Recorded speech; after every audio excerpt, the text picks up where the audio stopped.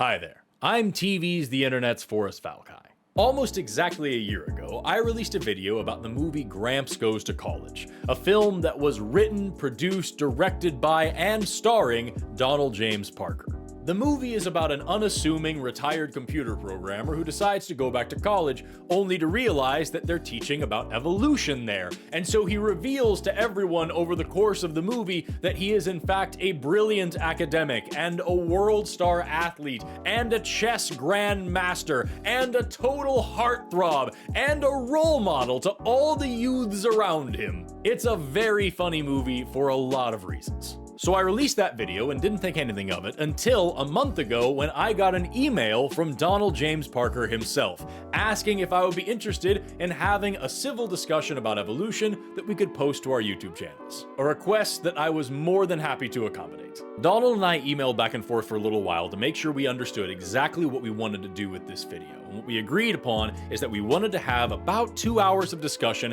just about evolution.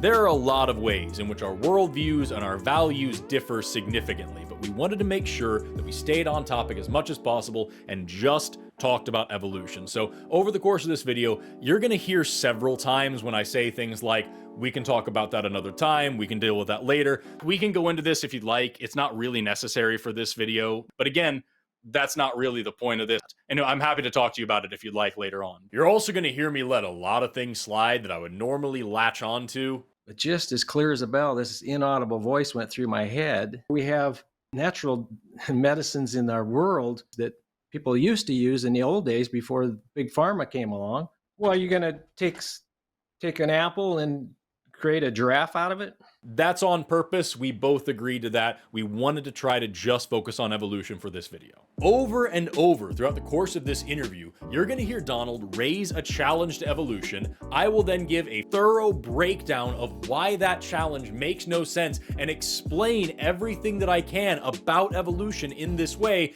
And then rather than addressing anything that I say, Donald's just going to change the topic and bring up another challenge. He even brings up some of the same challenges that he did in his movie. So, what came first? The blood or the brain? Or the lungs?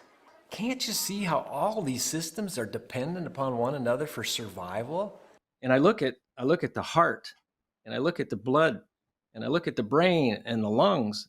So all those things are dependent on the other system, which I already addressed in the video that caused him to email me in the first place, which means that he didn't even take the time to listen to what I already said about the things that he already said. He just brought them up again as if they were a good argument. So keep an eye out as this video progresses, and I think it'll become more and more apparent throughout the course of the conversation that I was the only one who was actually expected to be intellectually honest and to show my homework.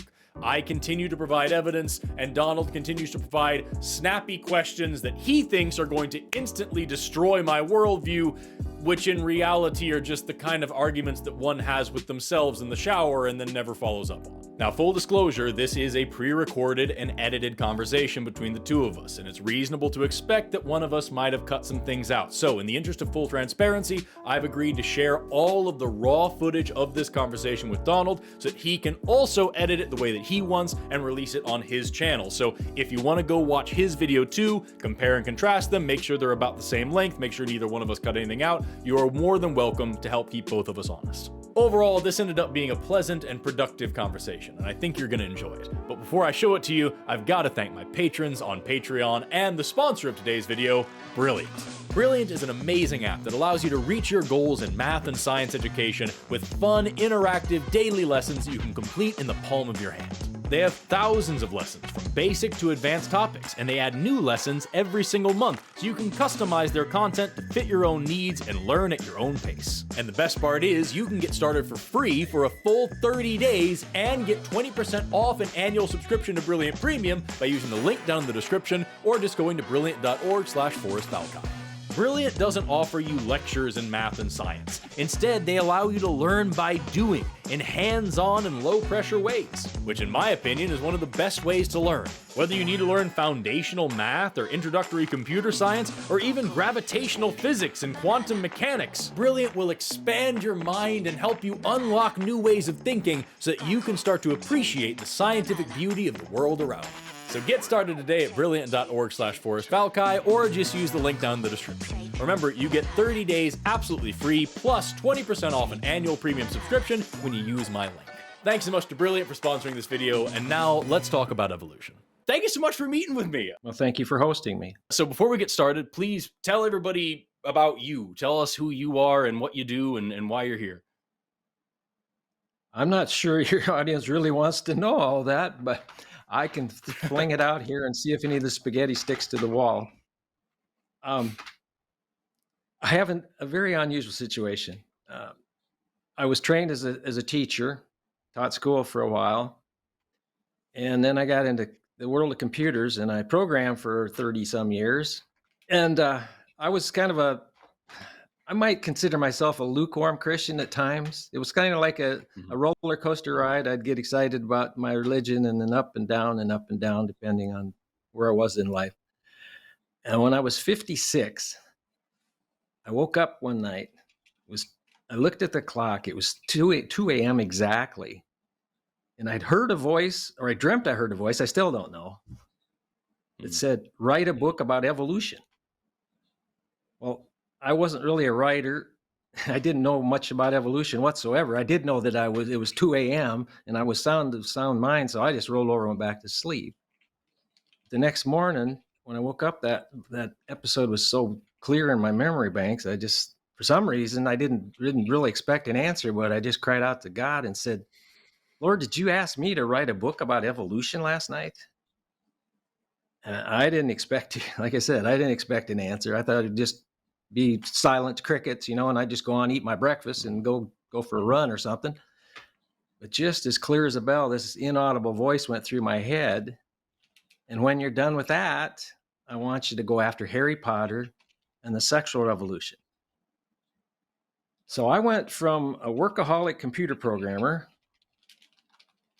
to a programmer who tried to work about 8-hour days and spent the rest of my workaholic hours at the keyboard typing first a novel. And so I wrote a book about evolution called All the Voices of the Wind. And that was where I started. And I wrote several more after that. And then, reading's kind of become a lost art. It's people, we're in the microwave world. We want instant entertainment. You can watch a movie in 2 hours. A book could take you 2 weeks, So lots of people don't appreciate books anymore. So I decided maybe I need to get into movies. So I did that, and now I've produced, I've lost track, 13 or 14. I can't remember. But mainly my topics have been, evolution, the sexual revolution, and the occult, Harry Potter being part of the occult. So, but I also, in doing that, I also got into church doctrine because I see lots of things in the church that really bothered me that I had to also bring out. So I like to call a spade, and sometimes it gets you into hot water. You know what though? My handle on like TikTok and everything that got me started was Renegade Science Teacher. And it was for that exact reason, because I wanted to teach all the science that I loved. And I live in Oklahoma, which is like the buckle of the Bible Belt. And I would get in trouble with the companies I worked for a children's museum. I worked for different educational companies and everything. And when I would teach something that a religious person might not like, they'd be, you're going to lose us money and all this stuff. And so I did the same thing in the exact opposite direction. I wanted to teach the real stuff. I don't care if it gets me in trouble. I wanted to do the real thing. So like, I love that. I think you and I are both, cut from the same cloth in that way, that we're all, we're very excited to go talk about what we're passionate about and to try to fix what we see as problems in the world, despite the fact that we see very different problems. I think you and I, a lot of the things that I think are good, I think you think are bad, and vice versa. I think you probably went there quite willingly, where I had to be kind of dragged. It's like, maybe so. Lord, I don't really want to do this. A million questions about what you just said, but none of it's super relevant to the topic at hand. So for right now, I'm going to just stick with evolution. And if we get back there, awesome. Because you're talking about the sexual revolution, you're talking about Harry Potter and occult stuff. That sounds like a lot of fun to talk about, genuinely. But none of it's on topic for right now. So like, if we get there, awesome. But for right now, I would love to just kick us off and just ask, like, what is the major issue for you with the theory of evolution? Like, why is that something that just compels you to go out and speak out against it? Here's the deal, Forrest. I have no problem with people teaching evolution as something that this may explain the origin of life and how we got to where we are today. But when you prevent people, you preclude people from bringing in a counter argument, such as God, creation, I got a problem with it. When it's like you're trying to squelch the truth here by potential truth. It's somebody's used the analogy. It said, "Oh, what if we had, if God is the answer, if God created everything, and you've said God can't be because he's supernatural, he's outside of the natural world, and we have to use natural means to describe everything." It's like taking our number system and saying, "We're going to remove the number 4. Now, what's the answer to 2 plus 2?" Right. You can't answer it because you're taking the answer out. And I did, like I said, I didn't know anything about evolution to speak of. I just knew I didn't really believe in it, but I didn't know what it was all about. And I didn't know what was going on in the academic world as far as, persecution and, people being ostracized if they believed in creationism. I didn't know any of that stuff. So I had, eye-opening experience. My first book was basically about some teenagers that studied and went through, and they went through evolution and studied the different things, radiometric dating and the fossils and everything. Everybody has a group of kids, and everyone took a different topic, and so they did this research and came up with these things. It was my journey. I was doing all this stuff, reading all these books and stuff, and reading about this, visiting the Discovery Institute, and so on. Right off the bat, there was a couple of things that stuck out to me, and I'd like to press you on them a little bit. Sure. You said, talking about evolution as the origin of life, first of all. Evolution has nothing to do with the origin of life. Evolution is about what happens after life's already gotten started. The origin of life has a variety of theories going behind it. The most prevalent one being abiogenesis, how life comes from non-life through chemical evolution mainly. But so is that a hitch in the giddy up there to say, they're not talking about that if they're talking about evolution. They're only talking about how life diversifies and how it changes over time through successive generations. So that's the first thing that I learned in this whole topic.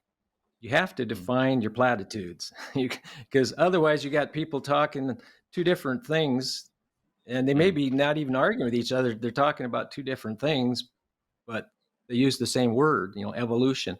And like I saw a video the other day is talking about, basketball players now, they're much taller, they can jump higher, so on. So they're evolving. And I'm going, no, that doesn't make any sense. Well, yeah, because when I never saw a 6'4" girl walking around when I was a kid, but now you see them. You look on the volleyball courts, and every team in the nation's got somebody that's about 6'4" on the girls' team, and some several, and it's like, obviously the human bodies are evolving. And I don't know why. It's due to nutrition or exercise or whatever it is, but definitely our bodies have changed. We've gotten like you'd see football players that were 260, and it's like, wow, those guys are huge. Now if they're under 300 pounds, forget about it. You're not going to play an offensive line. Yeah. So that is change, but that's not evolution. So that is due to increased nutrition. So you got to get down and say, well, what do you mean by evolution? So the standard definition of that I've heard and that I've embraced is that it is the non-directed mutations that have caused the diversity of life. That their DNA mutates. No, I'm not using the word random, but non-directed. And through those mutations, if a creature has a mutation comes along that's advantageous, allows him to survive, so they can have progeny, and it passes on those traits to his offspring, and then it is just a continual process from that point. continual mutations and advancements. So that's one of the that accurate? mechanisms of evolution. No, not really. Okay. So that's one of the mechanisms of evolution, and that's a very common way of framing it that isn't quite right. The actual definition of evolution is any change in the heritable characteristics of a population over the course of multiple generations. And what that means is usually DNA in terms of heritable characteristics. But there's also epigenetic changes and other things. But like, let's just say DNA for now. Any change to the overall genetic makeup of a population of organisms over the course of multiple generations. A lot of the times that is driven by the mutation selection mechanism, but natural selection is just one of the mechanisms of evolution. So you could have other things like gene flow, for example, that can end up changing the metagenome, the total combined genome of the whole population. And so that's all evolution is. It's any change, good or bad, doesn't matter. If you have this population of organisms and over a few generations, the total genome of those organisms have changed in any way at all, that's evolution. And so when we talk about, humans getting taller and taller, that is a change, but that's more to do with modern medicine and nutrition than it is with anything with genetics. Because for it to be a genetic change like that, we would have to find some reason to say that, these super tall volleyball players are having more children and passing on those genes more, and that doesn't really make any sense. So that's the reason why I pick at that is not only because it's important to get the definition solid if we're going to talk about evolution, but also there are other mechanisms. There are other ways that evolution works besides just that simple mutation selection. Mutation selection is huge, very important, and I would love to go into that with you, but there's a lot more to it, and I wonder if that's something that you've been exposed to. Not really. You used a couple terms there I've never really heard: epigenetic and so epigenetics is a change to not what the actual gene sequence is, but a change to how it's expressed. So what you can do just turn on or off. Yeah, exactly. Yeah. And so it's like it's like having your computer code, but you never access the file. You know what I mean? It doesn't matter if you have the code there. Right. I don't know anything about computers. I'm going to do a bad job making that analogy. But like saying that, if you have this gene that's turned off, or if it's overexpressed, if it's expressed more than something else. And so a great example of that is if someone smokes while they're pregnant, that causes an epigenetic change that will cause a higher incidence of obesity, not only in their daughter, but in their grandchildren as well. And so you have this for 2 generations now, you've caused a morphological, a body change in your children that isn't actually a mutation, but it's because of the stressors that you introduced while pregnant. And so when we talk about evolutionary change over time in an environment, we can talk about like those kind of stressors. It's not like a lizard's out here smoking, but like something comes along and changes, makes this epigenetic change that can change the presentation of an organism. And that's really important because in evolution, it's the phenotype, it's the physical body that gets selected for, not the genes. The genes cause the physical body, but not all of them and not all the time. And so it's a really important distinction. Does that make any sense what I'm saying? Okay. I bring this up because a lot of times I find that people who are distrustful or disbelieving in evolution, and I hate the word believe in this case, but it's neither here nor there. I find that a lot of the times they have heard this straw man, ridiculous version of it. And so you hear people like, Stephen Meyer get up there and say, oh, well, you can't randomly change computer codes, therefore you can't randomly change DNA. It's like, that's not anything like how this works. Of course you don't believe in it if that's what you think it is, because that sounds crazy. And I wonder if that's kind of the same thing that's happened here, that you've heard this watered down BS version of evolution from people like the Discovery Institute. And so it makes sense that you don't think it's real, because what you think of it is something we can both agree is ridiculous. Well, what I know for sure is that evolution has been used as a rationale to discredit the existence of God. Sure, it has, and that's stupid. That's why it's in my target range. Yeah, and that's wrong.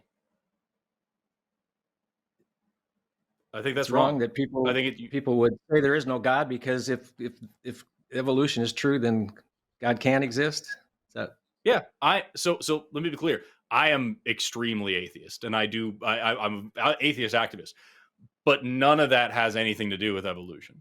To say evolution is real, therefore God isn't, it makes as much sense as saying God is real, therefore evolution isn't.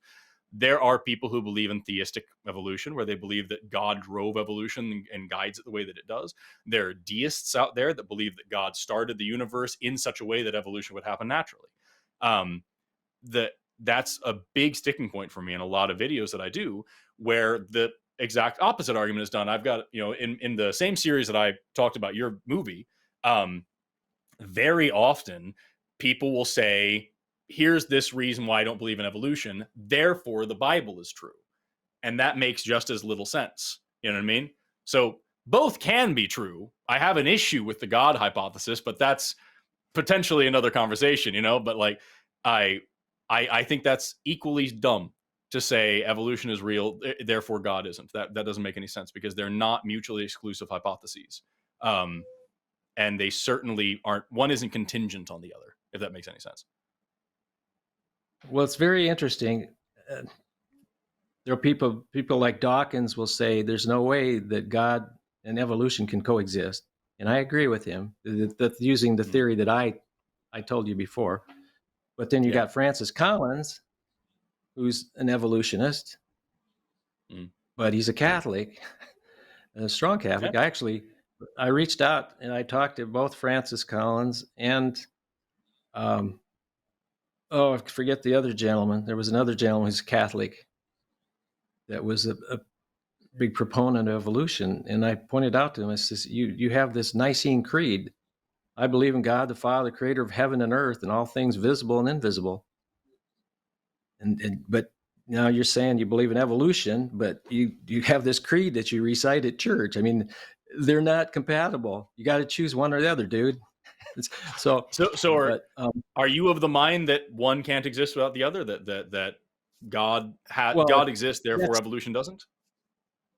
I don't have all the answers. I will be free to admit that I don't know exactly how God works in mysterious ways, but I know that if He created something, it didn't evolve with non-direct, with no directional activity. If he created something that evolved to a certain, from this place to this, it was directed by Him, because he created everything. So you'd be more okay with theistic evolution than natural selection, if you had to pick one. Well, if I had to choose, it's like choosing between having your tooth pulled out without Novocaine, or having Right. I'm not fond of either, but my quotation on natural selection is, it doesn't teach us anything about life. It teaches us about death. Because that's what natural selection is. If it survives, it was not selected. I mean, it was selected. If it survives, but if it dies, it wasn't selected. Yeah. So it's death. Death is natural selection. It's a part of it, for sure, and it's a necessary part, but I don't think that's the whole game. What I'm trying to drive at here is just to put this in simple terms. Like, if I were able somehow magically to completely disprove the notion of a God to you, if I could make you an atheist today, would you then start accepting evolution, or do you think those are two different questions? I tell you what, if you could discount God to me, remove Him from my mindset, this world would be I would have no answers. It's like, how did the universe come to exist? You talk about the life came through the chemical biogenesis deal, which breaks the law of biogenesis. I mean, you had, at some point in time, the law that we know, life gives life, it had to be broken one time in order for that to be happen. The old, what came first, the chicken or the egg? That's a conundrum. Not really at all. So like but that's not what I'm asking. What I'm asking is, like, aren't those different things? To say, like, and I'm happy to address it. I'm not dodging those. If you want to hammer me on those questions, I'd be happy to answer them. But like, what I'm asking is just like, for me, if you could prove that God was real to me, I'd have an issue with that for totally different reasons. But I would still have all the evidence that I have for evolution and say, okay, well, this is clearly a thing. So if this God is real, He did it. So I think those are very different concepts, and I have no issue with separating them. And I wonder why why is that so ingrained for you that one kind of falls upon the other? Well, there was a thing when I was in a chamber of commerce back in my hometown. They had a competition. It was a not debate, but like a declam type of thing, oratory speaking contest. Mhm. And the topic was life without God has no purpose and no meaning. Mhm. And that's what I embrace. I mean, if God doesn't exist, this whole thing is an insane asylum. Hmm. If I So, don't continue to exist, if I don't continue to exist after this life, what does anything matter? Nothing matters. There is no purpose. There is no reason, no raison d'etre. yeah, So, I, people say, well, I that's a happen to crutch. You're agree. hanging on to God because you got nothing else. Well, I think he's pretty much enough to hold on to. I mean, the concept that somebody loves me and that somebody has got a place reserved for me to live for eternity, but I need to, keep my hands and my feet to myself, like I learned in kindergarten, and do what he's told me to do. Um, because we don't want a bunch of bad dudes up in heaven, because heaven can't be heaven if you got a bunch of, Hell's Angels and M13 guys running around there creating mayhem. It's like heaven is a place where people love. There's peace, So, there's joy, there's happiness. So, if yeah. that's my whole goal. I started out I would grab a hold of God even if I never been taught anything, because I'm like, So the thing is that I agree with half of what you said about no meaning and no purpose and all those things. I actually like that. That's good for me. I'm a cosmic nihilist, and that's great for me. The other half of what you but when you said, die, will be great for you though, Forrest.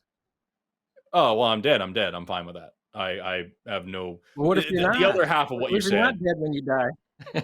What if you're just What if? relocated? Yeah, you mean to say like, what if heaven's real and I've spent this whole time not believing in it? Yeah. Well, What if all I'm the not other worried about. heavens are hells? I'm, I'm not Like, worried about whether you believed in him. Now it's when you die, at the mm. point where you died. Do you believe in him now? Have you accepted him now? So, Well, yeah, no, that's the if because I don't want again, you if to you can spend. prove that God is real, I'm into it. But like, that's I'm I not can't into it, but prove. I would understand it.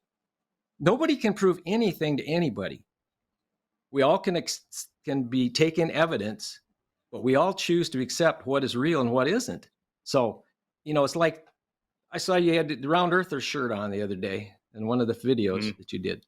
Yeah, People that believe in the flat earth drive me absolutely berserk. It's like, how oh can you yeah, not see that? It is yeah, insane for you not to believe it. You can't prove it to them. No, it doesn't matter if you got shots from NASA. NASA's trying to do a flim flam trick on us, they're con right. on us. I'm like, why? What is their motive? What do they gain by us thinking the earth is round when it's really flat? And how do we get It, day and night? How do we get the seasons? I mean, how do you get an eclipse? Is it like there's so many things? They'll say, well, there's no direct flight from such and such Guatemala to such and such a place in Africa that proves that the earth is flat, because right. they can't fly from there to there. I'm like, what? It's because there's no Well, demand for those flights. the It's issue is crazy. like for me, it's I agree with what you say that some people are going to dig their heels in. They're going to believe no matter what. My job as a scientist is to not do that on purpose. And so like that's the whole thing about when you're studying science is you never accept a hypothesis. You fail to reject it. You're only always looking to prove yourself wrong, and you only move forward with an idea when you can't do that anymore. And so like to that's I think it's a fundamental difference between people who are willing to go out and look for actual answers versus people who start with the answer and then go out and looking for a reason to keep on to it. Um, and that's what's so cool about all of science, but that's a whole other thing. The thing that I wanted to point out was like a minute ago you're talking about heaven and all these things, and like that to me is awful. I hate every thought of that. And so like you and I have this fundamentally different idea of what is good and what afterlife would sound nice and all these things. And even the way you described the ideal heaven sounded to me like something that I wouldn't ever want to be a part of. And so like we have this very different view of what's good and what would be good and what we like and what we prefer. I'm trying to find like a middle ground where we can agree on something. And that way we can move forward with our understanding of what life does and how life works, rather than getting caught up in a philosophical discussion about like what God should be or what heaven is. Does that make sense? I'm just saying that like, I appreciate your passion and everything you're saying here, but the question that I was trying to lead you to or trying to ask you was, why is God so separate from evolution? Because it seems to me that you, rather than looking at evolution for what it is, are saying, well, this is incompatible with my faith, therefore I can't do it. And I'm wondering if I can show you some more stuff about how evolution works, would you be willing to incorporate that rather than reject it because you have this faith over here that says something different? Well, it depends on what you try to incorporate. Like if you take, for instance, the mutation thing, you'd say, okay, Yeah. we started out as, life was all one-celled creatures, and it just evolved from there. And all of a sudden, somehow those cells clumped together and became some other type of organism, which became some other type of organism. And, it's just over billions of years, we've leapfrogged from goo to you, Yeah. Well, let's break that down then. Let's try to dig into it and see if it makes sense. So I look at that and I go, I don't care if God's involved or not. I'm a rational person here. I have logical skills here. And I look at the heart, and I look at the blood, and I look at the brain and the lungs and so on, the liver. If we took any one of those things out of our body right now, we wouldn't be here, because we can't live without the blood, and the blood can't exist without being cleansed by the liver, and it doesn't do any good unless it gets oxygen in from the lungs, and the brain directs the whole thing, and it has to have that oxygen. So all those things are dependent on the other system, and that's not even mentioned some of the other things like our digestive system, and then how do we reproduce? And so how can something like that gradually come to be? It either has to be, we can't take, like we can't just put in the heart and say, okay, we got the heart now. It's not like a construction project where, you got, okay, bring in the subcontractor who's doing the heart now. And now, okay, now bring in the liver. And then, so we just build a little bit at a time. They all have to come in at the same time, and they all have to work together. I mean, it's not it's just not those things. You got, what about the capillaries and the veins and all that? I mean, we got miles of blood vessels in our body. It's incredible how much. Oh, trust me, I know. Yeah. So, but this is exactly what I'm talking about. Like this is such a common, like unbelievably common, fundamental misunderstanding of how evolution works. It's what I'm saying from the beginning is that like I think the way that you're thinking about evolution is wrong, and so it makes sense that you don't accept it. Because if you told me that and I knew nothing about evolution, I'd agree with you. That makes no damn sense. But the fact of the matter is that isn't how it works. Explain how we got from one-celled creatures to us then. Yeah, sure, no problem. So let's start with the fundamentals. Let's find some common ground to agree on here. If let's say DNA, we both agree that DNA exists. Yeah. Well, yeah.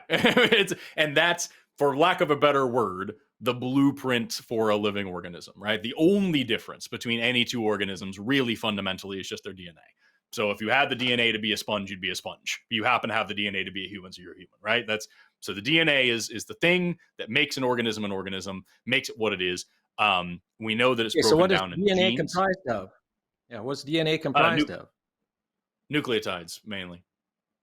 So it's a sugar phosphate backbone with nitrogenous bases in the middle. Is there information involved? Well, that depends on what you mean, because when we say the word information, oftentimes what that ends up being is that we mean something that's deliberately written out, when at the end of the day, literally anything can carry information. If I see a fairy ring on the ground, that's just how mushrooms grow naturally, but I can choose to derive meaning from it and do a certain thing when I see it and call that information. So yes, there is a coded sequence in DNA, but that does not imply any intentionality behind that sequence. And the same thing is like proteins. Proteins are sequences of amino acids that the sequence is very important, but it doesn't imply intentionality or anything else. Does that make sense? Well, the definition makes sense, the description, but the application, I'm not sure does. Okay, we'll get there. We'll get there. I promise you. So we understand that DNA exists and that it's made of genes, individual sections that do certain things. And I'm sure we agree that genes come in different flavors called alleles, right? So there's a allele for brown hair, for black hair, for blonde hair, green eyes, brown eyes, blue eyes, so on and so on, right? So like if we can agree on all that, which I'm assuming, I don't want to put words in your mouth. Everything I've said there, that makes sense to you. We're all on the same page, yeah? That'll work. Sick. So then wouldn't it also stand to reason to say that different alleles, different sequences of DNA are better suited for life in different environments? You can have all the best alleles to be a penguin, you're going to die in the Amazon. And if you have all the best alleles to be a camel, you're going to die in the Mariana Trench, right? Because you don't have the right alleles to be in that particular place. That also would make sense then, yeah? Okay. So then wouldn't it logically follow that, and this is just the fundamental neo-Darwinian evolution. This is like the most basic parts. Again, like I said earlier, there's a bunch of other stuff, but at just this face value here, doesn't it logically follow then that if an organism has the right alleles for living in the right environment, they're going to live and they're going to reproduce and have more organisms with those alleles. And if they have the wrong alleles, they're going to die. They're not going to reproduce. Those alleles will be deleted from that environment. And eventually you'll have an environment full of organisms with the specific alleles specifically for life in that specific environment, and it'll look almost created. Wouldn't that be the logical conclusion to those basic axioms? But how did those alleles get created in the first place? Where did they come from? I'm happy to cover it, but like I just want to make sure, like again, I'm just trying to make sure step by step I'm not losing, we're not separating and going in different paths. Wouldn't that be the case? That sounds likely. Cool. So So then we talk about we do see adaptations where, like take the armadillos or something like that. The armadillos are steadily moving northward. Yeah. They were adapting from their normal range out down in Mexico or whatever, coming up into Tennessee and places where it's totally different fauna and flora. It's why and how. So yeah. So when we talk about how new alleles arise, and we talk about how things are able to break into new sequences, let's cover mutation, for example. Like, are you familiar with the different types of mutations that are possible? Enlighten me. Sure. So there's lots of different ways that DNA can change. And I'm talking about actual changes to the gene sequence, not the epigenetic stuff from later on, but actual changes to DNA itself. There's what's called a point mutation, which is just one single letter changing. So you have that 1 point mutation, could be a silent mutation, which means it has no actual effect. Nothing changes at all. Because remember, the end of the day, DNA codes for amino acids, which makes proteins and things. So like if it changes the letter, but it didn't actually change the amino acid being coded for, there's no real difference.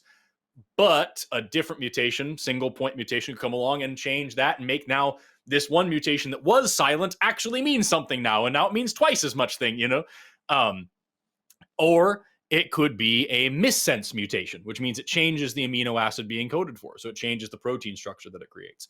Or it could be what's called a nonsense mutation, which means it stops the production of a protein at that point. So now everything south of that is completely destroyed. So those are three different types of just one single letter changing. You also have what are called duplication events, where a piece of DNA gets copied twice. You have a deletion event where a piece of DNA doesn't get copied at all. You have an inversion event where it gets copied backwards. You have translocation where one chunk from one part of your DNA gets moved to another part of a different part of DNA. You could have whole chromosomes get translocated on top of one another. Like chromosome number 2 in humans is 2 chromosomes stacked on top of one another. It's called a Robertsonian translocation. So there's a variety of ways that DNA can change. It's not just a random jumbling. It's either one letter or a sequence of letters, either being duplicated, deleted, inverted, moved, changed, whatever. And any of those changes could do something, or it could do nothing, or it could be good, or it could be bad. So there's a wide variety of changes that can happen. And when you think about that, does it stand to reason to you when we talk about what we talked about earlier with, different alleles being better suited for life in different environments?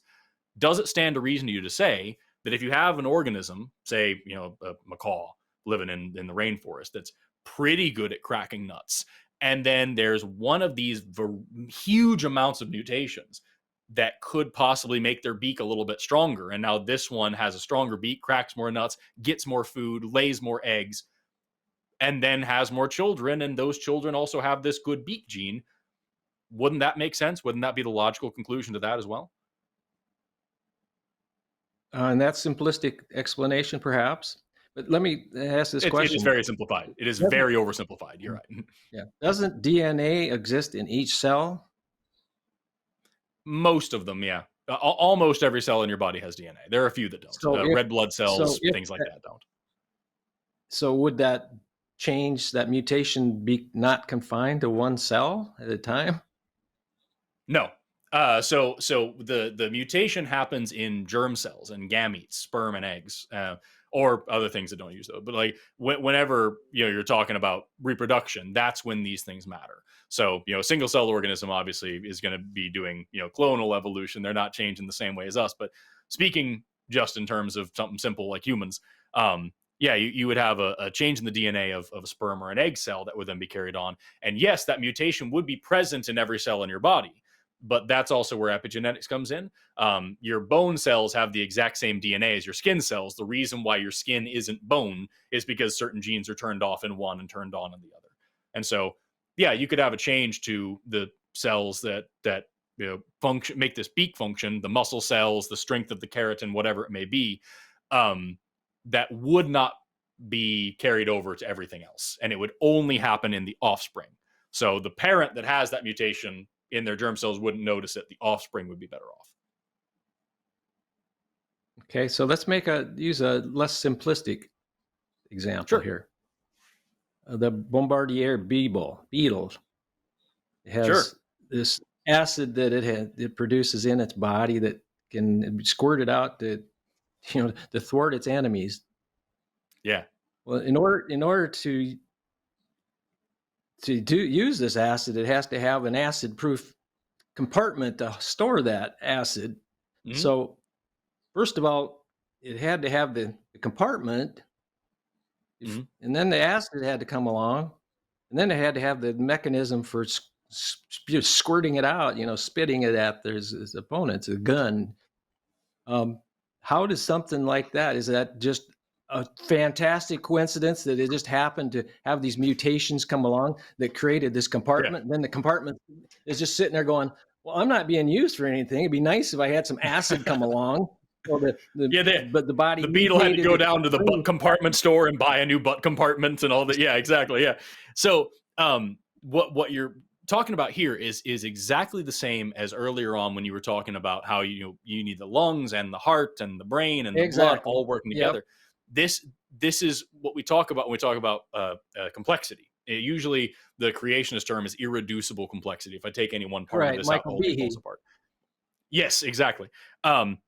The problem with that is that what you're doing is you're looking at something as it is right now and assuming that all those parts exactly in that order and only that order are the only way that this thing can work. So let me draw an example and then I'll come back to that. An example that I would take here is like the eye, for example. When we look at the eye, it's very common. People say this is so complicated and so complex. There's all these muscles and lenses and different types of tissues that are all doing this specific thing. And it either all comes at once or it doesn't. When in reality, we can look across the animal kingdom and we see a simple patch of photosensitive cells because light's always there all the time, right? All we're doing is learning to use it as a resource. So you have a simple patch of cells that are sensitive to light, and you can use those cells to detect shadows overhead, which helps you defend against predators. Lizards, a lot of lizards like iguanas and monitors and whatnot have a parietal eye, a third eye on top of their head, which is exactly that. It detects shadows. It tells you when a bird's coming in overhead. It also helps you keep track of day and night cycles, keep your body rhythm going. So a simple patch of photosensitive cells is all you start with, utilizing a resource that's already there. Then you get a little divot as that eye starts to form kind of a cup shape, as it kind of dents in a little bit. Now you can tell which direction that light's coming from.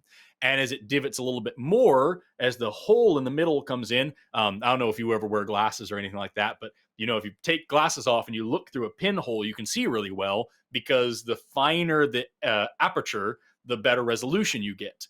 And so you have a pinhole camera eye, which is something that you still see on like Nautilus today. The cup eye is something you still see on like planarian worms and things.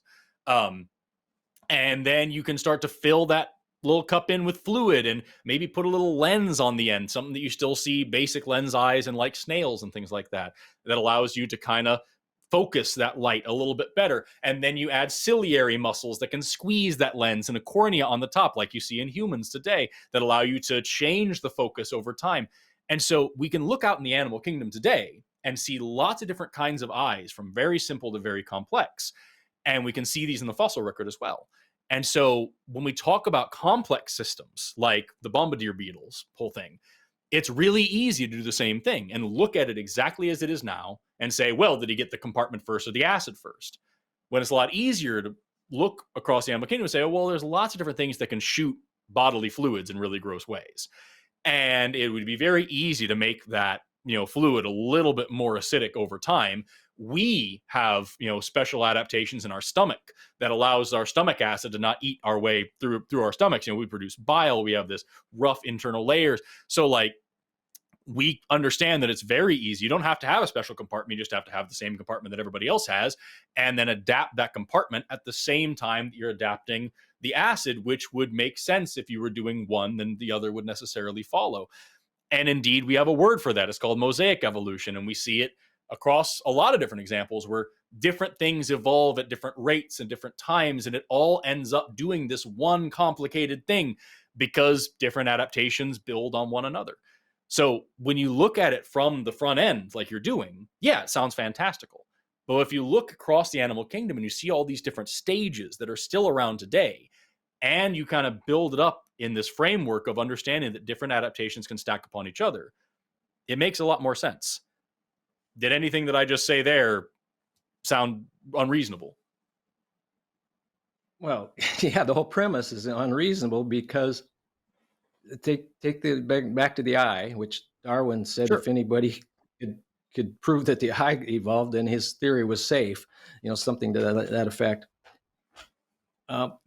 He said that he freely admits that the evolution of the eye sounds ridiculous, and then he gave like 2 paragraphs on how it happened. But first of all, you have to wonder, how would sight even come about? It's just the concept of sight. You just stop to think about it. If you just sit in the darkness someday and just think about sight, it's amazing. Oh yeah, it's like how did this come about? Through random changes. Well, the way I just explained. We start out with, but what is you got all these changes. It's like wishful thinking. You're going, well, this could happen, that we could have these adaptations and we're going to get these perfections. It's like we find things in nature that man copies. They're so wonderful that man copied, like flight. How did man decide that we could fly? Well, he watched birds go over. And you watch birds fly, and it is absolutely amazing. You watch the way that they flit in and out of obstacles and stuff like that, except sometimes they crash into your window. But mine are okay because they're dirty, so they can know that the windows are there. But leading cause of death in birds. But it's just amazing. So we have to copy nature in order to come up with some of our best inventions. Just through mutations. Just things. So what if I got a gene mutation here and here and here? How does it go from this nothing to things that are amazing? Well, so what I just explained with the evolution of the eye is that light is always there all the time. It's like sound. Sound's always there all the time anyway. We just use it as a resource. Brain, it's got to be hooked up to the brain, or the eye isn't. It's just nothing. It's like the dysfunctional gene that you're talking about. Right, but you understand there's different kinds of brains at different levels of complexity, right? So like you can have there are single-celled organisms, little protozoans that can detect light and shadow. They have photosensitive patches. They can detect light and shadows. They don't have a brain like us, certainly, but they have a rudimentary enough response to that shadow that they can tell that's probably a predator and they move. And so, like, is that as exciting to you as a human being being able to, see colors and read a book and everything like that? It's the exact same thing, just less of it. And we do a lot more of it. So, again, like I was saying, you don't need the entire system exactly as it is today. You just need little stages, little changes over a little bit of time. But still haven't answered my question, and I'm afraid you won't be able to. What am I missing? Because I don't want to dodge any of your questions. So what exactly am I missing? What is the the process for making almost perfection out of basically nothing? I can if we have a random, an undirected mutations going on, you'd think things are just like the world would be devolving into chaos. So instead of I'm fine with the word random for mutations. You are okay. Some people get offended. Say they're not random; they're non-directed. Well, it's the way that we describe natural selection. It's the non-random selection of random mutations. So the mutation for sure is random, but the selection that happens after it is surely non-directed, but also isn't random. And that also, I think, answers your question. Is that like, yeah, random mutations? If that was all there was, then yes, everything would be chaos. But it just so happens that ecology is a thing, and it allows there's these different organisms all working together in the same ecosystem. And if one of them is dramatically out of place, they're going to die in a really weird way. And so if everything was random all the time with nothing constraining it, then yeah, sure, it would be chaos. The constraints are the fact that things need, resources to survive, and they need to be able to reproduce in order to pass on those changes. So if you get magically, this isn't how evolution works, but if somehow you had like 50,000 mutations all at once and it made you this super strong, amazing guy, and you're super tall and you look like Clint Eastwood, and you can bench press 500 pounds, and you're whatever amazing idea of perfection someone might have, but all you can't reproduce. It means nothing for evolution, because evolution only cares about reproduction. So, like, for example, salmon die immediately after they reproduce. It doesn't matter because they reproduced. The reason why we get cancers and bad backs and lose our hair and our eyesight goes through senescence. The reason why we haven't evolved out of aging is because we hit sexual maturity in our late teens, early 20s at the latest, and that's historically when people had children. So you're already past reproductive age, so nothing else that happens at the end of that really matters, in terms of evolution anyway. So that I think that answers your question. If it didn't, please correct me. But like, the reason why you can get such majesty out of quote quote nothing, which I would argue it isn't nothing, is that those random changes are selected for by the environment the different organisms lived in. And if they had a deleterious mutation, they wouldn't be producing any offspring, or at least not enough offspring to compete with the better mutations out there. So the randomness becomes non-randomness. I can give another example if you like. One that has helped a few students of mine is that, like, if I had a pile of Lego bricks and some of them had the cap sawed off and some of them had the holes filled in, but some of them were good, I could grab Lego bricks at random and try to build a tower. The bad ones would fall off, the good ones would stick, and eventually I'd have a tower that looked pretty good, and it would look like order, but it was completely random process sticking them on there. Does that make sense? Well, that analogy does. I'm not sure how it applies to what we're talking about, but well, that's the thing, is that the mutations are random. Me grabbing the Legos are random, but only certain ones are going to stick. And only the right one can only stick on that one, and the right one can only stick on that one. So it doesn't matter how random my grabbing is. It only matters what's happening in the real tower. But you were a process there. You were grabbing those things and you were making things happen. There was an interference there. It wasn't that the wind came along and blew them together or something. It's like the one man said, the chances of life, originating through natural causes is like a tornado going through a Boeing plant and assembling all the parts together into a plane. Not and at one all. that the windows don't blow out of. Yeah, no, not at all. Like, and that's the thing is that like life and this we're getting off topic to the origin of life, which I'm very happy to do. But like I just want to say like the things that make life are pretty commonplace, and we've seen them self-assemble. And so like that's a whole thing. If you want to get into that, I'm happy to. But like when you talked about me, being the mediator here by building things, in this analogy, that would be natural selection. Is that all of these organisms live in the world? Natural selection isn't a mindful process. It's just the logical outcome of the fact that every living thing needs resources to survive. It needs to be able to compete with its contemporaries. It needs to be able to survive predation. Those are what we call selection pressures. So selection pressure basically boils down to if you do this, you die. If you don't do that, you die. It's the ability to attain resources, the ability to survive predation, the random and non-random factors of your environment, an earthquake versus a leopard eating you, whatever it is. These are all selection pressures. So when you have, this whatever model organism we're talking about here, if that random mutation that pops up is one that makes it slow to run, then it's going to get eaten by a tiger. And if it's one that makes it really, really good at extracting nutrients from food, then it needs less food to survive and thrive in the way that the other things around it need to eat more. And so it has a better advantage. So, you're right. Me grabbing the Legos is a process, but it doesn't have to be a thoughtful, mindful, deliberate one. It's just the natural result of different types of things living in the same environment. And again, I want to ask you, like, what am I missing from your question? Have I addressed your question, or is there something that I'm still not hitting here? Well, as I said when we first started down this rabbit trail, I said you will never be able to satisfactorily answer this question. Same way I could not Why not? prove to you that there's a God. Why are they different? They're the belief in God and the belief in these organisms developing majestically through natural selection. I mean, first of all, you look and say, okay, DNA gets mutated.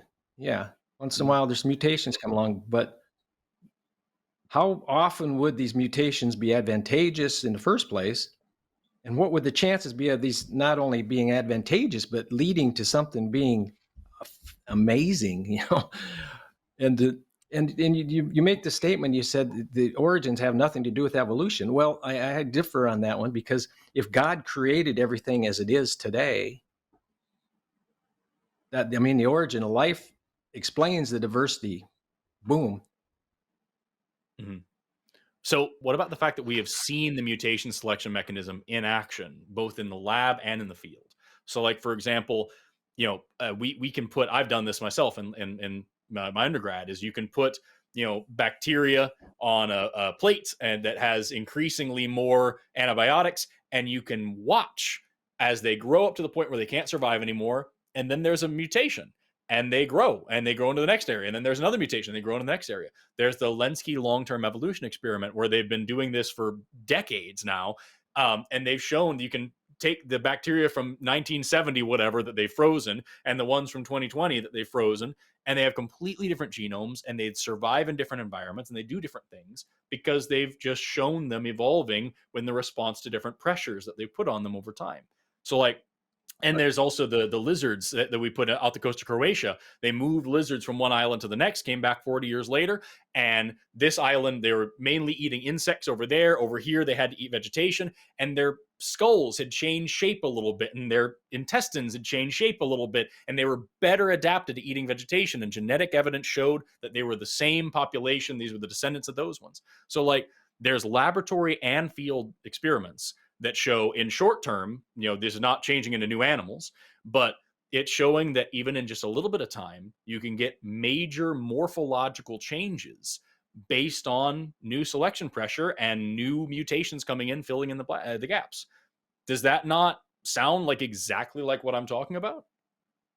Okay, so you got bacteria changing, but they're still bacteria, and lizards changing, but they're still lizards. But in order to explain where we got from point zero to where we are today, I mean, you bring this the story of the origin of the whale is, I think, the most outstanding example to me. It's the theory that some bear or wolf-like creature went off into the ocean and became a whale.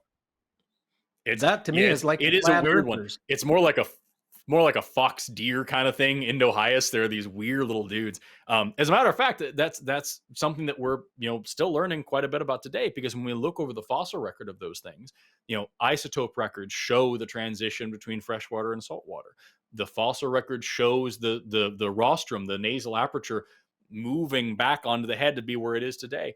We see the legs and diminishing and going down into flippers. We look at the bones of whales today and how they still have the same exact arm and hand bones as you and I have, just compressed. And so, like, these things, yeah, you're right. It sounds wild. It sounds absolutely astounding. And I love that shit, because like it gets me excited because it sounds so wild. And then you look and you see the evidence for it. And it becomes not just a story, it's something that jumps off the page and you become able to actually interact with it. So, like, I'd be happy to go over those things, but like, let's get to macroevolution here in a second. Just talking about microevolution, talking about species changing, like, are we on the same page with Yeah, that's possible, or are we disagreeing I'm on that fine too? with microevolution. I'm fine with.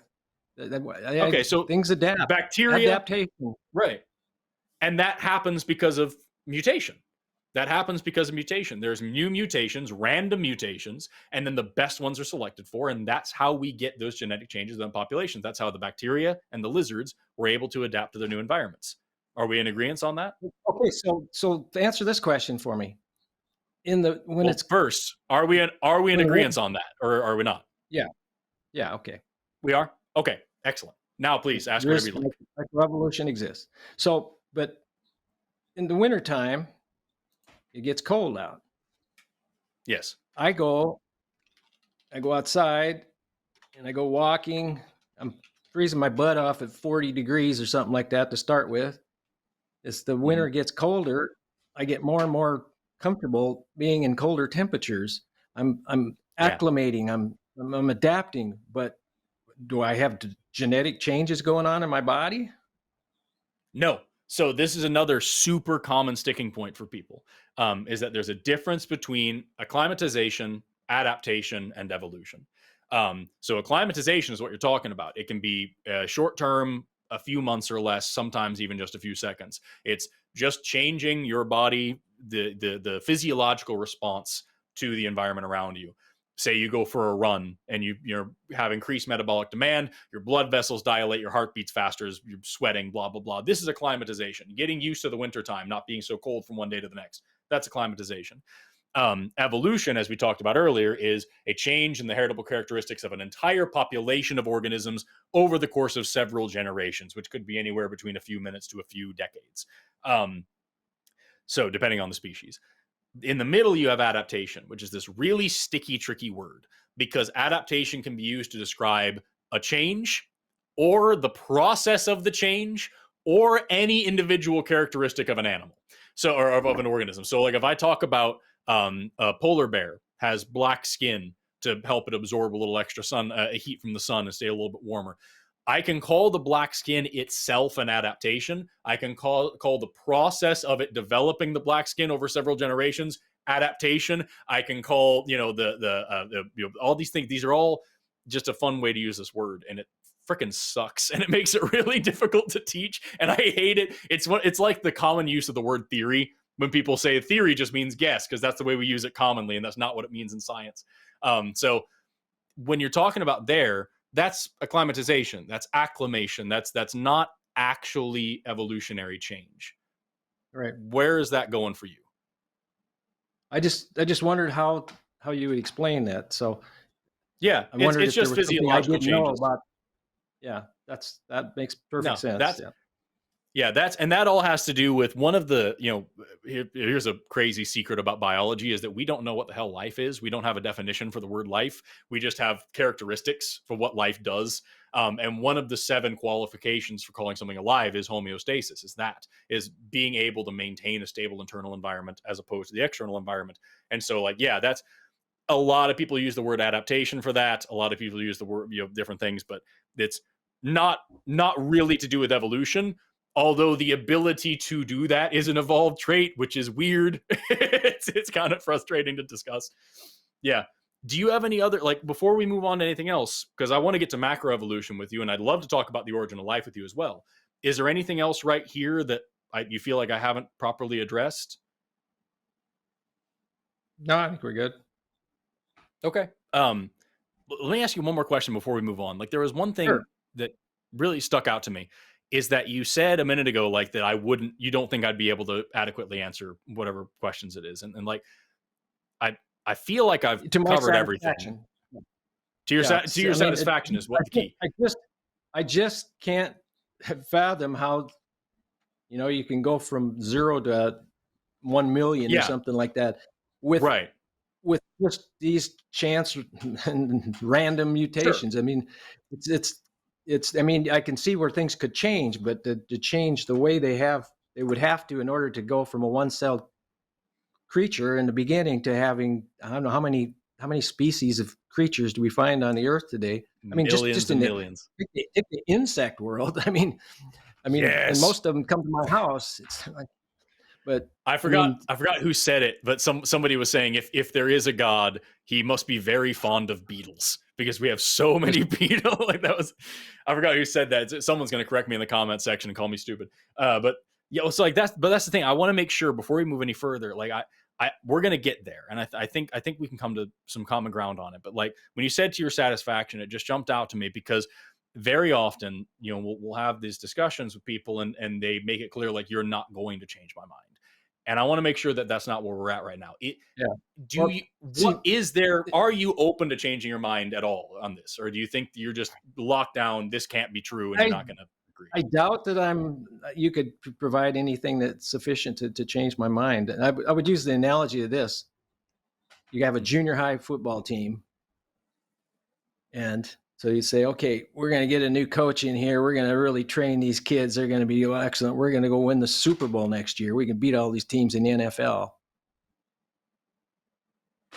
If that actually happened, how do you explain that process? I mean, it's crazy to think that this can happen. And then that's something that's purposed. I mean, the thing with mutations is they have no consciousness. They don't know what they're aiming for. We have, like I decide when I grow up, I want to be a teacher or I want to be an astronaut or something. We have goals that we set. You say, how do I get from my goal to my goal from where I am today? We have a plan and so on. And and it's difficult for us to do that, to achieve those dreams. And you take these creatures, that doesn't have an eye. And like you take our muscles, for example. So what if you got muscles came along, got created? If they aren't balanced, I mean, you got opposing muscles. If they don't work the same, if they're not, you don't have the triceps and the biceps to offset each other. I mean, there's so many complexities in the body. It's just amazing. The foot is probably the least interesting part of our body, but Leonardo da Vinci thought it was an absolute masterpiece. So I mean, that's it is wild. Trying to explain how that all happened. I mean, I want to see a step A, step B, step C, step C, and you're just saying, okay, this is a process. It happened because we're here, and so this had to happen to get here. And right, my counter argument is, it didn't. It's not a process. It happened right off the beginning. God created an animal to have, a heart and a liver and so on. They still exist the way He created them. Although there's, been some adaptations, like, the one that's interesting is the dog world. Was there one set of wolves or something like that, and they all became Pekingese and Chihuahuas, and I find that kind of unbelievable. It's like, how do you evolve from a wolf to a Chihuahua? Well, I think that's a great example. So like we that's artificial selection. So like, for example, you take broccoli, Brussels sprouts, cauliflower, kale, and kohlrabi. All of these vegetables are the exact same species of wild mustard plant. that we have been breeding selectively for hundreds of years, bringing out different traits. The same way with dogs. We've been breeding them. We wanted a dog that could fit down foxholes and chase things out. And so we bred the shortest, longest dogs until we got a dog. Exactly. Yeah. And so, like, that's something that we can see with our own eyes when we look at every single, you go to the grocery store, every single plant or animal matter that you can buy in there is something that we have deliberately changed through artificial breeding. There are artificial selection, selective breeding, only bringing out the traits that we want. So, like, you know, you look at a wild apple or a wild peach, and they're these tiny, bitter, horrible things. And then the ones that we've made, these massive, gargantuan, delicious things, because we selected for size and taste, which aren't beneficial in the wild the same way. So, like, that's the exact same thing, is that, like, there was no, in the wolf population, there wasn't any genes to make a wiener dog. But by selecting for them and by random mutation, we picked the random one that we liked the most, and we only bred those ones by the non-random selection of random changes. We were able to make all these different dog breeds, all these different plant breeds. That's the exact same thing that we're talking about with natural selection. We're just talking about a non-guided process doing it. And so in one case with artificial selection, which you and I seem to agree is a thing, with artificial selection, it's a human being coming along with and saying, okay, I want it to look like this now, and this is my goal, this is my plan. With natural selection, instead of a person deciding, it's just, does it survive or not? And it's the whole environment around it, all the living and non-living things around it, deciding whether or not it's able to reproduce. So what's the disconnect there? If we can agree, it sounds like we agree on artificial selection. And if we can, then what's the disconnect between that being reasonable and natural selection being reasonable? Well, you're going to take an apple and create a giraffe out of it through some mutation? We're still talking about the same species, right? We haven't gotten to macroevolution yet. We're still talking about the same species, though. Yeah. Okay. Well, yeah, definitely. I mean, they've been doing hybridization for a long time. Mm-hmm. Yeah. So you agreed with me earlier on that, like, the mutation selection mechanism leading to microevolution, changes within the same species. You agreed that made sense. You agreed with me earlier that random mutations can form order and can make things that make sense, that are able to live, and that new alleles can come about. You agreed with me earlier that, you know, the alleles are going to be selected for their environment. So, like, we're right up there to the edge of macroevolution. And it sounds like now you're also agreeing with artificial selection and how natural selection can work the same way. It sounds like we're in agreement so far on everything leading up to changes between different types of animals or different types of organisms. Am I misrepresenting you in any way so far? Well, it might be strong to say we agree. I will quit resisting any further, but well, if I've said anything that you don't think makes sense, I want to tackle it. Well, I mean, it's like I said, you're never going to convince me. Well, that bothers me, because, like, you could convince me that I'm wrong. You could convince me. I'm open to new ideas, but if you're gonna tell me, like, hey, it doesn't matter what you say, I'm not gonna believe you anyway, then, like, what's the point in anything? Like, what's the point in learning it? If you've decided what you want to know, then why do you want to explore anything new? Like, does it matter to you whether or not what you believe is true? Well, absolutely. So then you also have to I should be able to convince you. You have to examine and say, well, what is the outcome of the truth? Does it matter if it's the truth?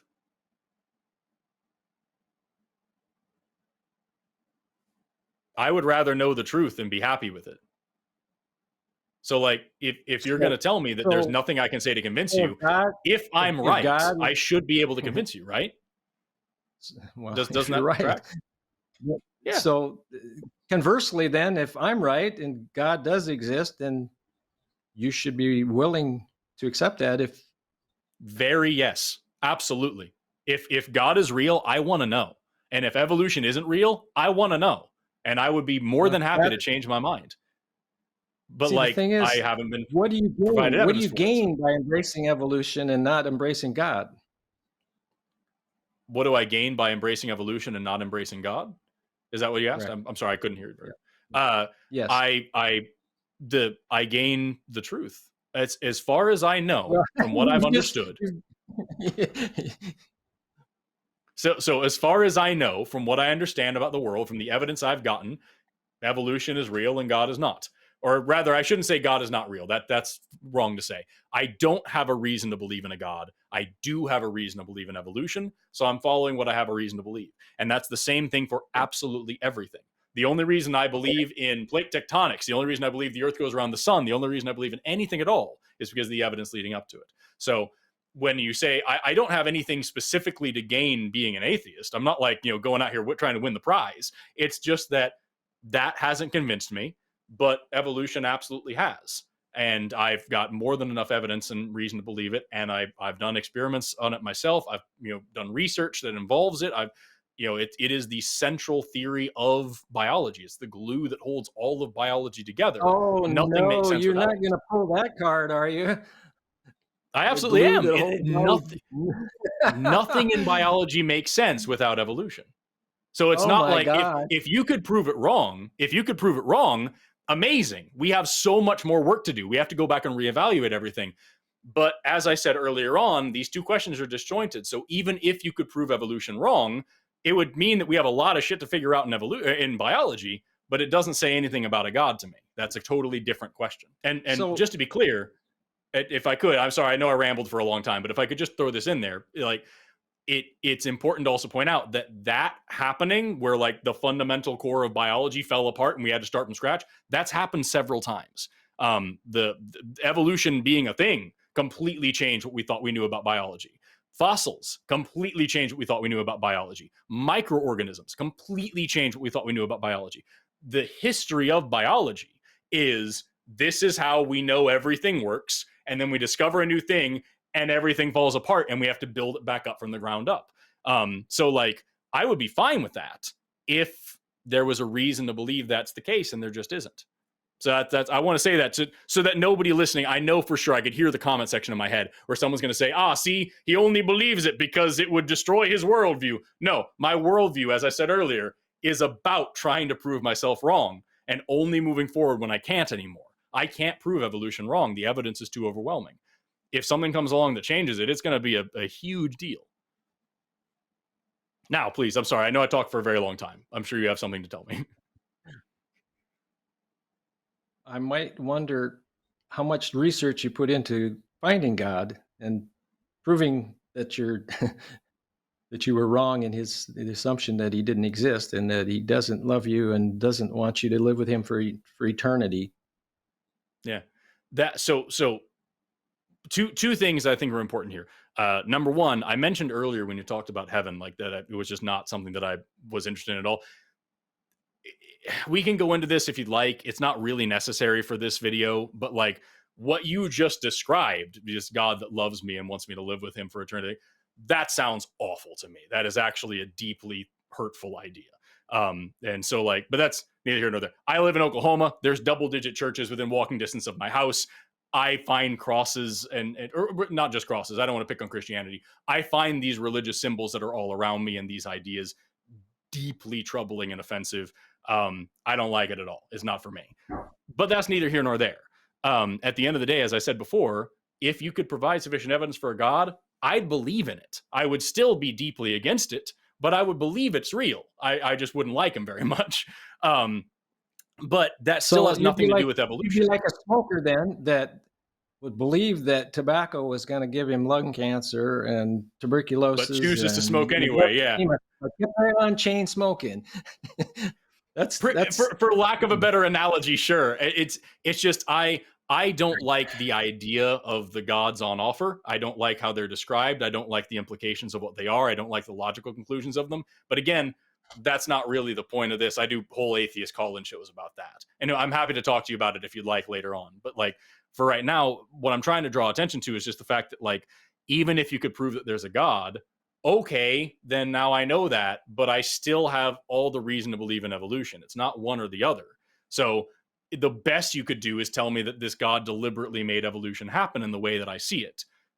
To convince me that evolution isn't real would have nothing to do with whether or not a God is real. It's not either or. You know what I mean? All righty, let's move on. Okay, I just want to be clear that it's if you want to talk to me about God, I'm into it. I do it for a living, but like I promise you're not going to change my mind about evolution if you could prove God to me, because they're different questions. So we talked about getting to this point. We've talked about everything up to macroevolution. I would like to extend the same logical process that we've gone through so far, where you were saying that like you're willing to. You said agree was a strong word, which I'd like to get back to, but you were willing to say, okay, maybe this, and this. We said at the very beginning, or at least I did, I don't know if you agree with me, that like the only difference between the two things is DNA. So say keratin. Keratin is the chemical that makes your hair and your fingernails, and also it makes your skin waterproof. It makes bird feathers. It makes scales. It makes all of these things. It's the same exact chemical, just in different arrangements. Same way carbon makes the graphite in a pencil and a diamond. It's the same carbon, just in different arrangements, right? So we talk about, birds. Birds evolved from dinosaurs, which means at some point or another, these lizards grew feathers and also warm blood and also wings and also, all these different things. Well, it just so happens this is the exact same chemical that makes the scales and the feathers.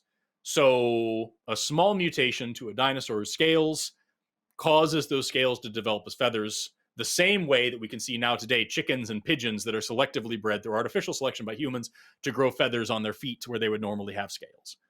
Same exact kind of mutation.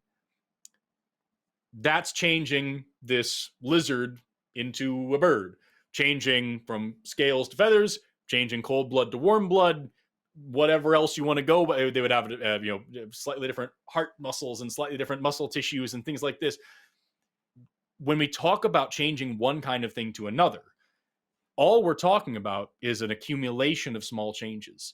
So if I could prove to you that I could walk 5 feet, and then someday later on you found that I had walked 10 miles, you don't have to wonder if there was a different process. Maybe by magic he was propelled. I just did the 5 feet thing over and over.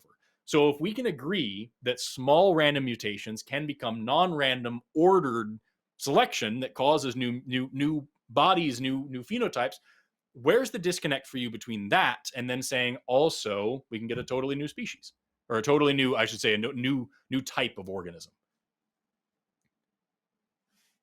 Well, first of all, your analogy, I think, doesn't do the trick. Do your 5 steps. I mean, your next 5 steps are all steps. I mean, it's one foot in front of the other. There's no change. It's one step. There was no change towards perfection, towards something new. It was the same thing over and over again. It wasn't that there was no mutation there, except that you took a movement one way. It wasn't changed. Maybe I wasn't clear. In my analogy, I mean Yeah. the steps to be the changes. Yeah. So I mean the steps to be mutations. So if I can show I can walk a little bit, and then you see I've walked a lot, you can assume I did the little bit thing over and over. So if we can show that a little random mutation can cause microevolution, then what's the disconnect in saying lots of microevolutionary changes can build up to be a macroevolutionary change? If that happened, there would be a multitude of fossils left behind that would show the transitions, and that's not seems to be the case. We've been talking about. It very much is. Well, that's where I guess the problem with anything dealing with science here is that we have to examine where we get our information. None of us, I don't care who you are, you don't have that knowledge firsthand. There are scientists that work on this specific aspect of science, and then someone else that works on somewhere else. You got the astrophysics, you got all these different disciplines. They maybe did a portion of the research themselves for their knowledge. The rest of it came from someone else. They listened to someone, they read someone, and they accepted that information as being correct. Right. So the premise, if it's based upon false information, is giving them a false foundation. And so if you keep on building on that foundation, you just get further in error as you go along. Well, Sometimes, yes, that has happened. But the whole point is to be able to go back and repeat experiments and recheck things. And indeed, there's a lot of times in science where we go back and we find that there's either missing information before, or as we get further down the line, things are making a little bit less sense. And we go back here and we check and we fix it. There's a million examples of that happening. Like I said, the point of science is to be able to self-correct. That doesn't mean we get it right all the time. I could give you books of times that scientists have gotten things wrong, but that's the point, is to try to build our knowledge ahead, little by little. The same way that when you worked on computers, I'm sure you weren't going back and reinventing the motherboard and doing what Steve Jobs and everybody did. Yeah. You're building on the knowledge that you already had and making new things.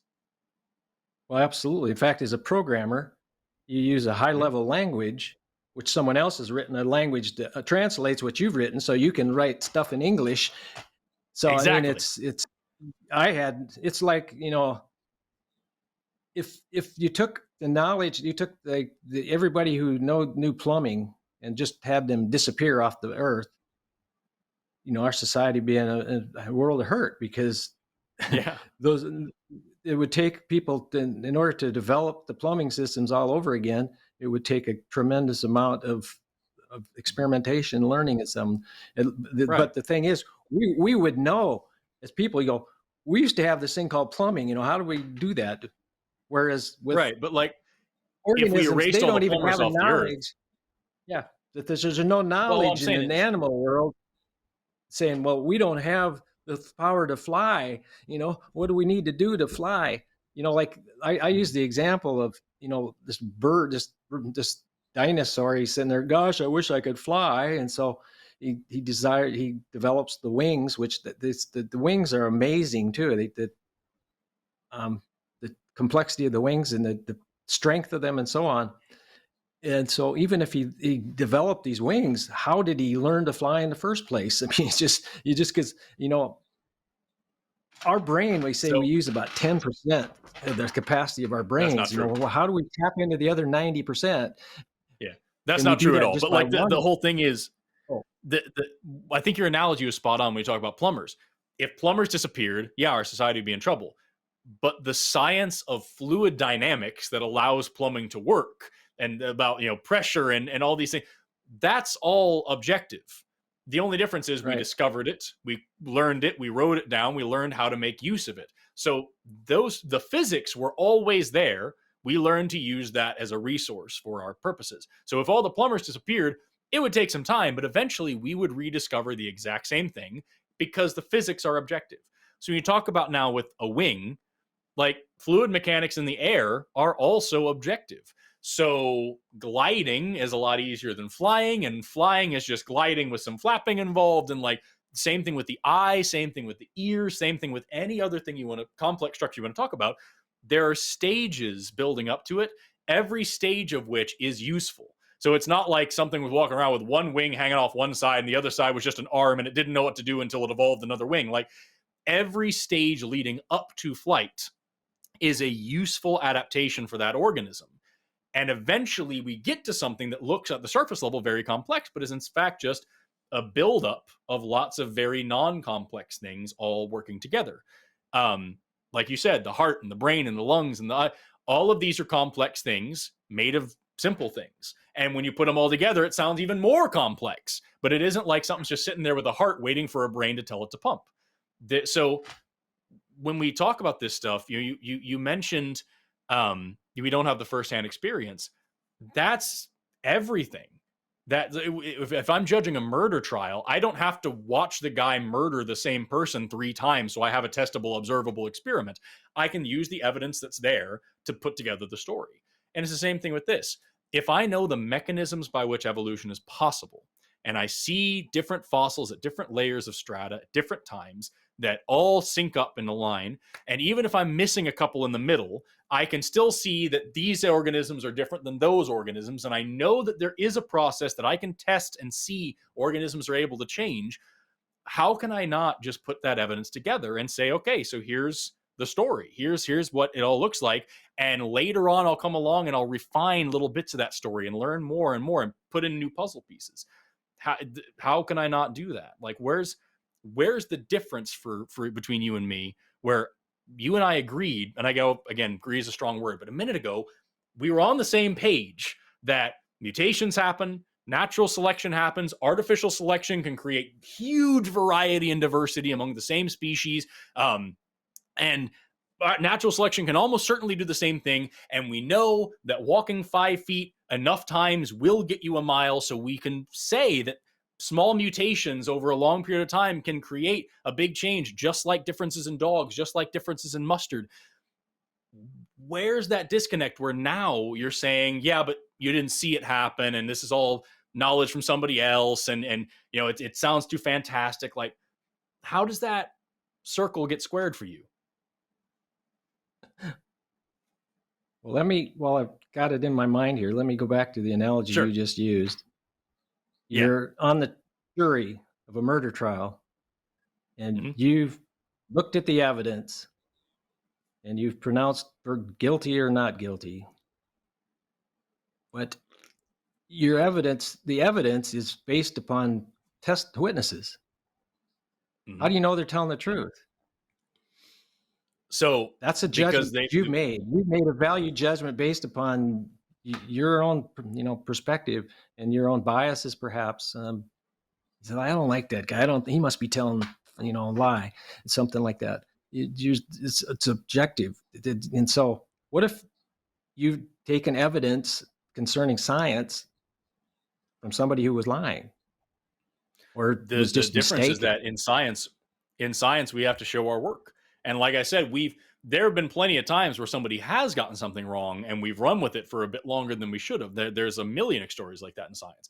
But at this point, when we talk about evolution, this is something that when I say it's the central theory of biology, I don't just mean that to say like we have to believe in it. I mean that to say every single thing that we do in biology points back in that direction. And so like, it wouldn't just be the case of like somebody found this fossil, like, you look at like a duckbill platypus. When they first brought that thing and they're like, look at this is a thing. Everybody thought they were lying. They're like, you clearly sewed like 3 animals together, you monster. What's wrong with you? And then it turned out that was actually a thing. And so it didn't matter what you thought of this person. The evidence actually was there. Same thing with fossils. There was the understanding of what a fossil was in the beginning was a revolutionary idea. It was like it completely shook the fundamental like core of biology down to the foundations. And it didn't matter who was saying it, because at the end of the day, the evidence was overwhelming by itself. So when you talk about this, it's not like I just read some book by some famous evolutionary biologist and was like, well, this guy said it, so it must be true. These are things that we actually test in a lab, that we show to be real, that we see in the world all around us. And several lines of evidence from several different fields all point back to the same thing. And it continues to show itself to be, despite so many chances to be wrong, it always comes back as right. So it's not the same at all as saying that like, well, this person said it, so I believe it. Like, this is actually something that the evidence is clear on the ground and anybody can assess it and come to the same conclusion. So what do you do with Piltdown Man or Nebraska Man? Yeah. So like I said, there's plenty of times where we got shit wrong. So Nebraska Man wasn't as big of a deal as people like to pretend, but Piltdown Man certainly was.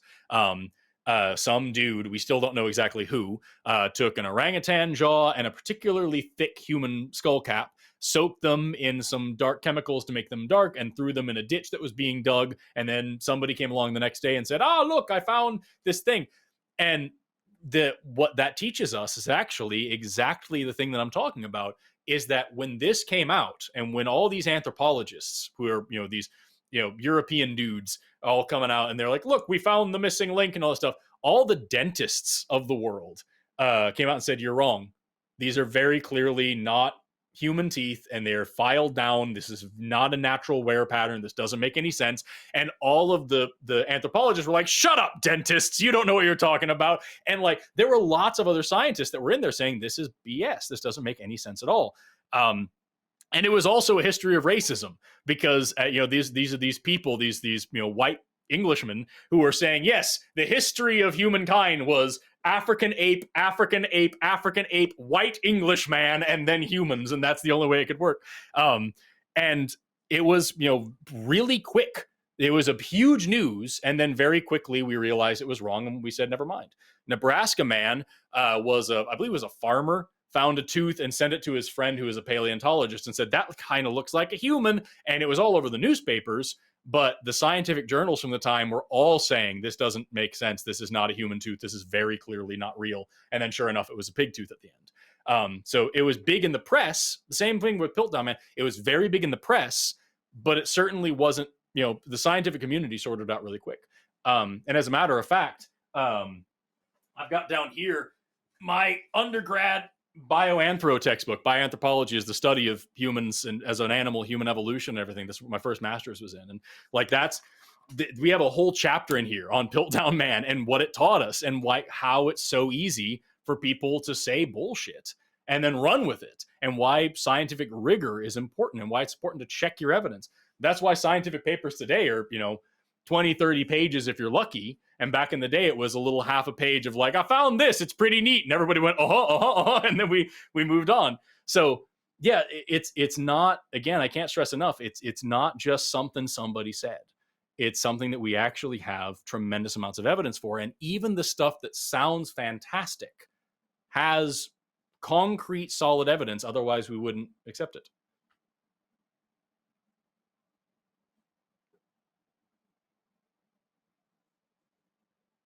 I feel like you have something else and I want to hear it.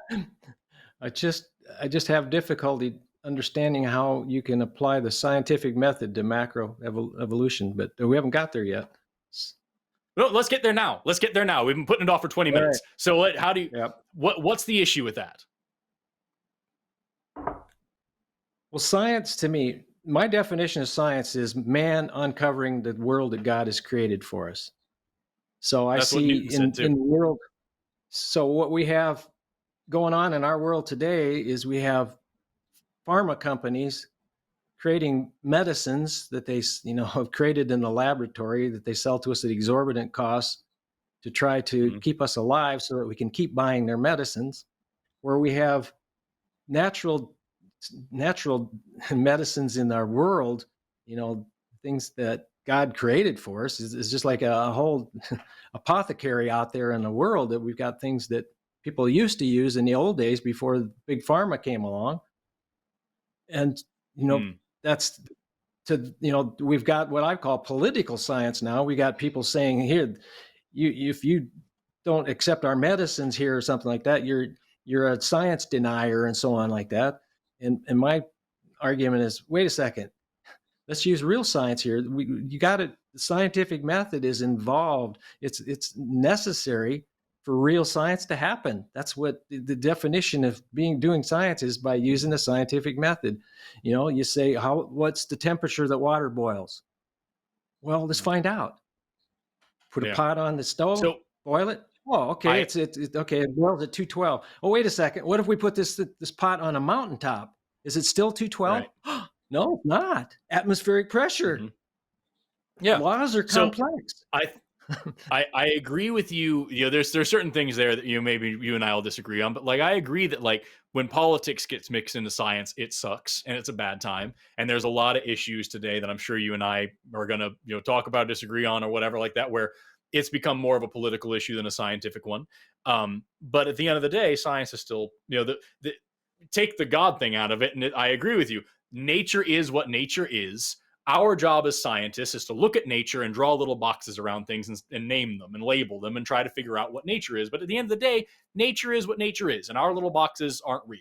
And that's why, the common analogy I give is a map. The Earth is what the Earth looks like. Every map is wrong, but some of them are useful. And so because the Earth is the Earth and the map is a projection. And we say the same thing in science. There's actually a phrase that we teach everybody from the very first class. All models, all theories are wrong. Some of them are useful. Reality is what reality is. We're just trying to identify it and define it. So where does that issue arise then with macroevolution? If we're doing the same thing where we look at a species, there's no such thing as a species. We just draw a little box around one kind of thing and say, these are all similar enough, we're going to call them a thing. And that's just our definition. What's the difference between that and anything else? Where's the disconnect between that and macroevolution? Why is it an issue for that and not for anything else?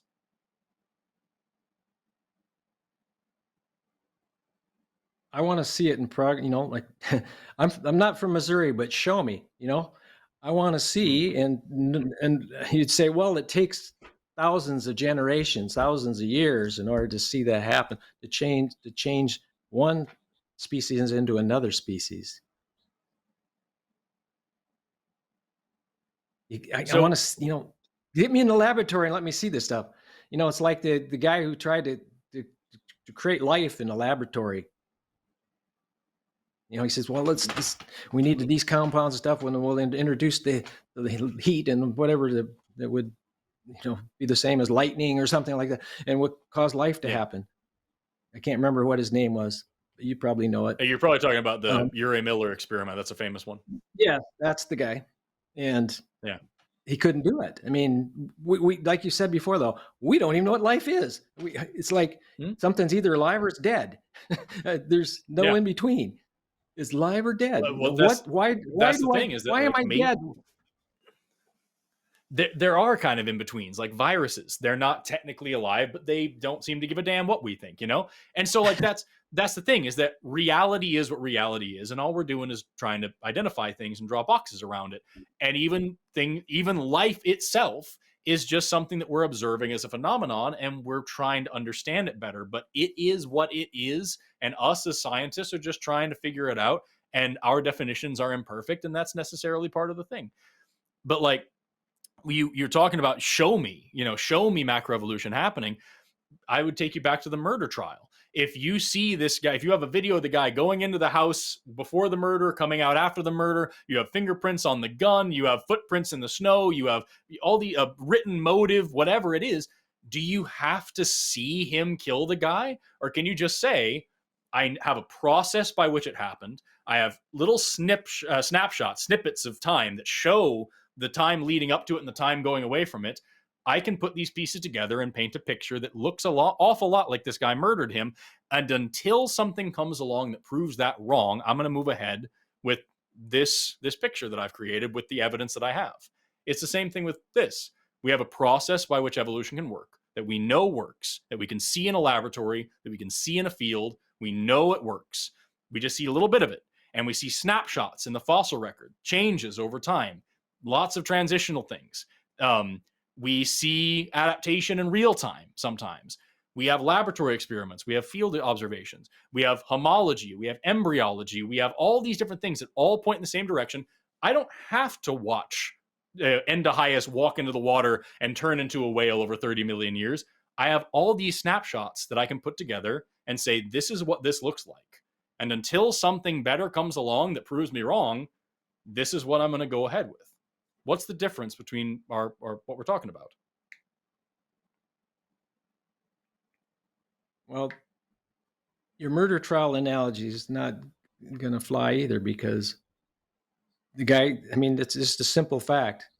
The lady's dead, or the victim is dead. This guy had access, he had a weapon, whatever. It's very, very, very simplistic. We would need to have the analogy comparable. It would have to be something absolutely phantasmagorical that happened to cause the death that you couldn't explain how the guy did it. Well, I mean, I don't think so, because it isn't really that different at all. Because I understand you can poke holes in any analogy, but like the difference isn't, is it fantastic or not? I can say, anything I want about this story. I can say, listen, no, it's actually aliens. Aliens came down and murdered this person and planted all the evidence. That's, I guess, technically not impossible, but I need a reason to believe that more than the reason to believe the simple thing. It's like old Occam's razor. If you hear hoofbeats, think horses before you think zebras. So evolution isn't really that fantastic. We see the steps of it happening in small scale, and all I'm saying is a lot of small scale things are going to make a big scale thing. A lot of bricks make a house. And if you say, oh, where'd this house come from? And I say, well, look at a brick. And you say, that's just a brick. Yeah, but you get enough bricks together, you get a damn house. And so it's the same thing that I'm saying here. Is like, we know the small scale changes. The bricks have to be assembled intelligently, or I'm just giving, worthless. I'm it's a shitty analogy, I get, but like I'm just saying, like that's the connection I'm trying to draw here, is that like we have these basic steps, and we see the big picture, and we see connections between the little steps in the big picture. Why isn't that good enough for you there? I just can't add 1 and 6 together and get 1,000,000. That's so.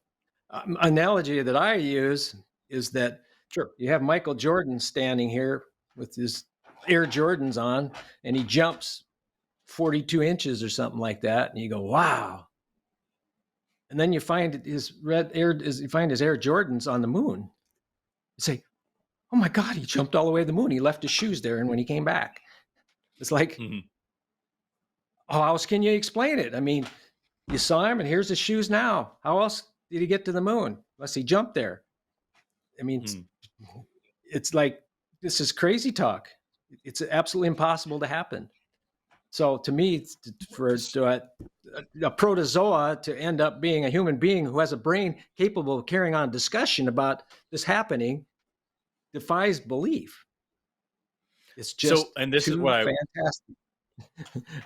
But this is where I was talking about at the very beginning, is that, like, you know, one of the first questions I asked you was, are you familiar with other mechanisms of evolution? And you said you weren't, and that's fine. Nobody, you know, I went to school to become a biologist on purpose. I don't recommend anybody else. It's insane. But like, you don't have to know this stuff, but just knowing that they exist is really important. So like, you're right. Again, saying, yo, he must have jumped to the moon because the only mechanism I know of for getting Air Jordans up in the air is jumping. So therefore that sounds wild. But if you know rocket ships exist, then you can factor that evidence in and say, okay, well, maybe this is something that goes in the middle here that I'm missing. And so when we talk about, you know, huge changes in evolution, the mutation selection neo-Darwinian evolution model, that's one thing. Natural selection is one mechanism. There's also sexual selection. There's also gene flow. There's also genetic drift. There's all these other things. There's epigenetics. There's neo-Lamarckian evolution. There's all these other factors that play into it that can cause rapid changes over a relatively short amount of time. And indeed, when we look at the fossil record, we see a system, what we call punctuated equilibrium, where we'll see a mass extinction event. So now all of a sudden there's all these new niches, all these new environments that are open and ready to be exploited. And life rapidly diversifies and changes in this short time because it doesn't have as much competition, and it's able to change very dramatically. And then it kind of stabilizes as all these things fill in. We're able to see rapid change in the fossil record. We're able to see, you know, what a lot of creationists like to call transitional forms in the fossil record. And even without the fossil record, we have genetics, which show the same homologies, the same linkages. And we're able to build whole family trees just based on genetic differences between individual humans or indeed whole taxa, whole groups of species. So I understand what you're talking about here, but I think you're missing this critical step of like looking at everything in the big picture. You're looking at this really oversimplified, dumbed down version of evolution and saying this doesn't make any sense. And I agree it doesn't. But there's plenty of other theories, germ theory, plate tectonics, cell theory, that you could very easily argue we've never looked at every single possible organism under a microscope to see that it's made of cells. We've never tested every single disease in history to make sure that it came from germs. We've never watched the plates move over the Earth's surface over billions of years. No one's ever seen that happen. You just have earthquakes, and earthquakes could be giants shaking the earth from below. Who knows? I don't see why you would accept all these other theories that have at least as much evidence, if not a little bit less, than evolution does. But when it comes to evolution, you say, well, I'm missing these gaps, therefore it can't be real.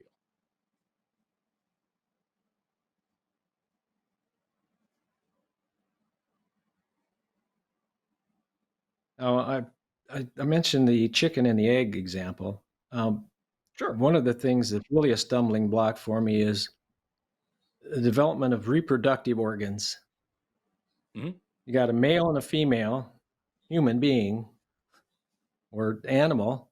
I mean, there are reproductive parts that had to be necessary for that to happen. Sure. If you can't reproduce till you get these, how do you gradually get reproductive organs when you can't pass on to progeny unless you have those reproductive organs in the first place? And you have to have the male and the female both develop at the same time in order to. But Donald, this is the exact same thing But Donald, this is the exact same thing that like we've talked about this whole time, is that like you're looking at things as they are right now and assuming that if they're not exactly the way that they are right now, then they can't exist. When in reality, it's very easy to see a gradient. You know, you talk about, you look at start at an arbitrary point. Fish and amphibians lay their eggs in the water, and then you get lizards laying them on land. Well, how did that happen? Well, you need an amniotic egg that has a shell around the outside of it. So you just you have a little mutation, make it have a hard shell so it doesn't dehydrate. Talk about, there are different kinds of reptiles. There are some that do, they're oviparous, that lay eggs outside their body. There are some that are viviparous, that give birth to live young. And there are some in the middle that are oviviviparous, that have this kind of weird middle ground thing with like egg sacs in their body, and then they're young or live when they come out. And you move on to a mammal, which there's a whole mountain. I could talk for 45 minutes about how live birth of mammals came about, but like you then look at the next step just to simplify it and say, okay, well, I know that there's these reptiles that can give live birth, and I know mammals can too. And it's not like any one of them is missing a reproductive organ. I just kept the eggs internalized, and I kept the sperm internalized, and I have a transmitter or something like that. You look at, if you're talking about the evolution of sex organs in us, you can look at the whole history of penises across the primate order and see all these variety differences leading up to us. Do you know we're the only primates that don't have a penis bone? How wild is that? And you can look at how this thing degraded over time. And so like, it's the exact same thing as pick your favorite, any other organ, any other process, where if you look across the animal kingdom today, you see different stages that are functional and useful for the organisms that have them. And when you look at the fossil record, you see the same kind of gradient. Go back 220 million years to the origin of mammals, and you see things like Eomea, which was one of the first placental mammals to ever exist. 220 million years is the origin of mammals as a whole. Eomea would have been 120 million years ago. Pardon me, I got my timelines mixed up. So you see 220 million years ago, we're all monotremes. Like you have a platypus and echidna today are mammals that lay eggs still. And then you go 120 million years ago, you see Eomea, who has a placenta. And then you see the diversification there. But placentals one way, marsupials the other way, where you have this, you give birth to some barely formed thing that has to live in a pouch. And then you have monotremes going another way. And so you see this point of diversification where the ability to have children and the mechanism by which they have children changes and becomes more interesting.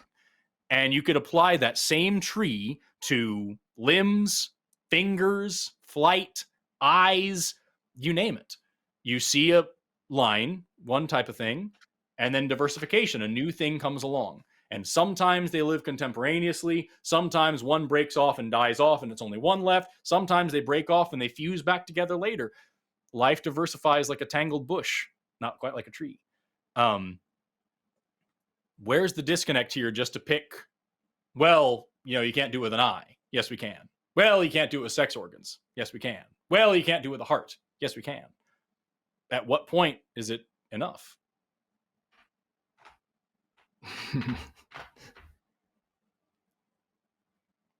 Well, you're saying that you can. I'm not, that's what the disconnect is I'm not accepting that it can. I'm not accepting what am I that missing? Sex organ. Well, it's just that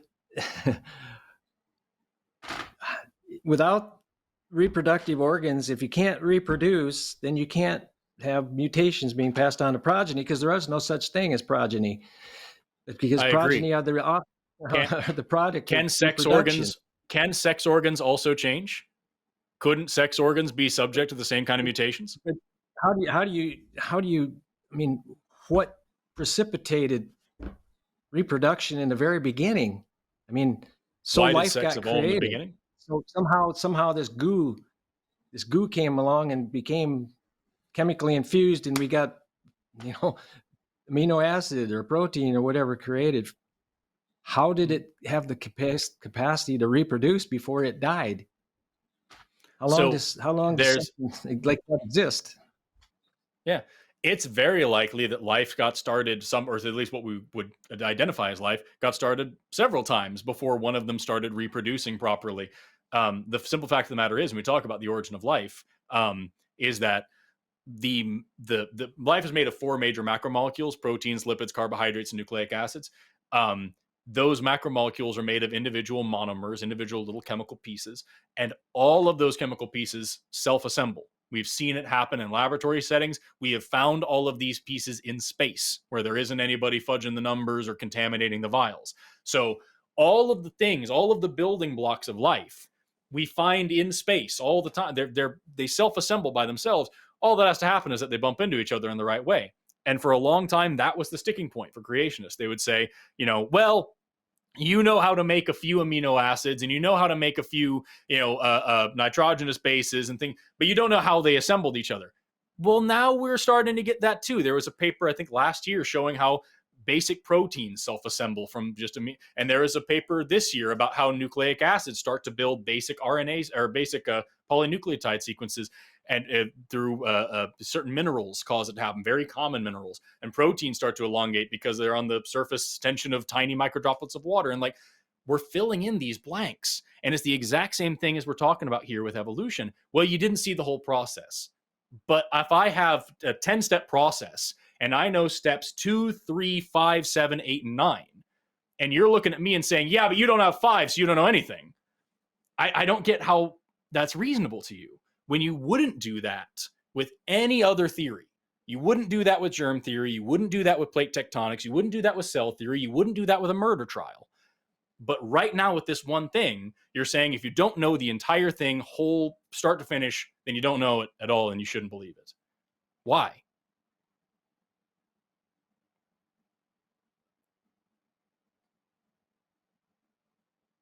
I think, and I think it's because you have been given a really, really crappy version of evolution, something that sounds stupid.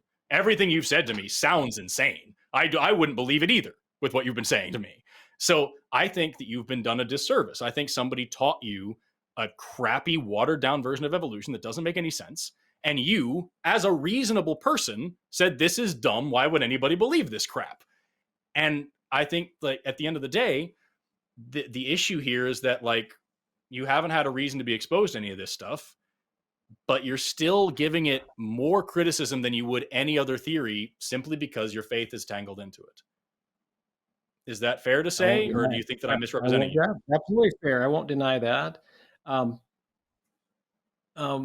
go back to the flat earther thing. Mm-hmm. It's the same thing for me. I'd look at that and I go, these people, they won't accept this. The earth is round. It's just insane. I look at people that believe in evolution and I think that, they're wrong, but they have the right to present their arguments and everything like that. Let's not suppress things. Let's bring us up and say, this is a possibility. This maybe is how this all works. But what I object to is when you have someone comes into a college and they say, you got to ditch your Christianity because that doesn't fly with biology here. And you can't have your paper peer processed, peer reviewed because, you're bringing God into the equation and we don't let that happen. Wouldn't you want it to be that way? Like, that's the best way for it to. So first of all, nobody's saying you can't be a Christian in college. I have friends, like I said, my first master's was in bioanthro, studying human evolution. The person who worked at the desk right next to me was one of the most evangelical people I've ever met, and was very adamant that the human evolution that we studied in that lab was the work of a God. And so, like, that happens all the time. But in terms of saying, I won't publish your paper because you put God in it, yeah, because that's a totally different hypothesis that you then need to provide a totally new set of evidence for, especially if you're picking a particular God. You can't just say there's a God. You're saying, I have to prove the God exists. I have to prove that it's this specific God that I'm talking about. I have to prove that they have the ability to create a thing. Then I have to prove that they did it. Then I have to explain the mechanisms by which they did it. If you throw that into a paper without all that evidence, yeah, of course it wouldn't get reviewed. It has nothing to do with criticism of religion. I'm not suggesting that this paper contained that kind of information. It's just the fact who the writer of the thing was, who may be bringing doubts. You're familiar with Discovery Institute, and you talked about Stephen Meyer. Yeah. Their whole thing was, one of the things that turns people off is religion, and bringing God up is this. Let's attack this thing from a non-religious perspective, and let's just look at this and see if. And then they came up with the term intelligent design. And we look at nature, we go, this looks, Dawkins has admitted this. He said, it looks like things have been designed. Let's look at the theory of evolution, and let's look at how it really matches up with evidence. Now, you talk about fossils. You say, well, we got the fossils. Show me the fossils. I've read lots of people saying, you don't have, why would you be looking for the missing link if it's not missing? Well, it's because the missing link is just a creationist talking point. It's not a real thing. If I have, fossil here and fossil here, they say, well, where's the link between them? And so I find this one. And they say, well, now there's two gaps. And so I find these two. And they say, look, there's all these gaps, all these missing links. And like, that's what happens all the time. But like the thing is about this, and that's a whole other discussion. We're already, we've been talking for 2 hours. I don't want to take your whole day. I'm happy to talk to you as long as you like, but I don't want to keep you here forever. But right. The thing is, when you talk about, well, they're not going to get published. They're going to be, not going to get a job at university. They're going to be not able to teach. They're not a good scientist, blah, blah, blah.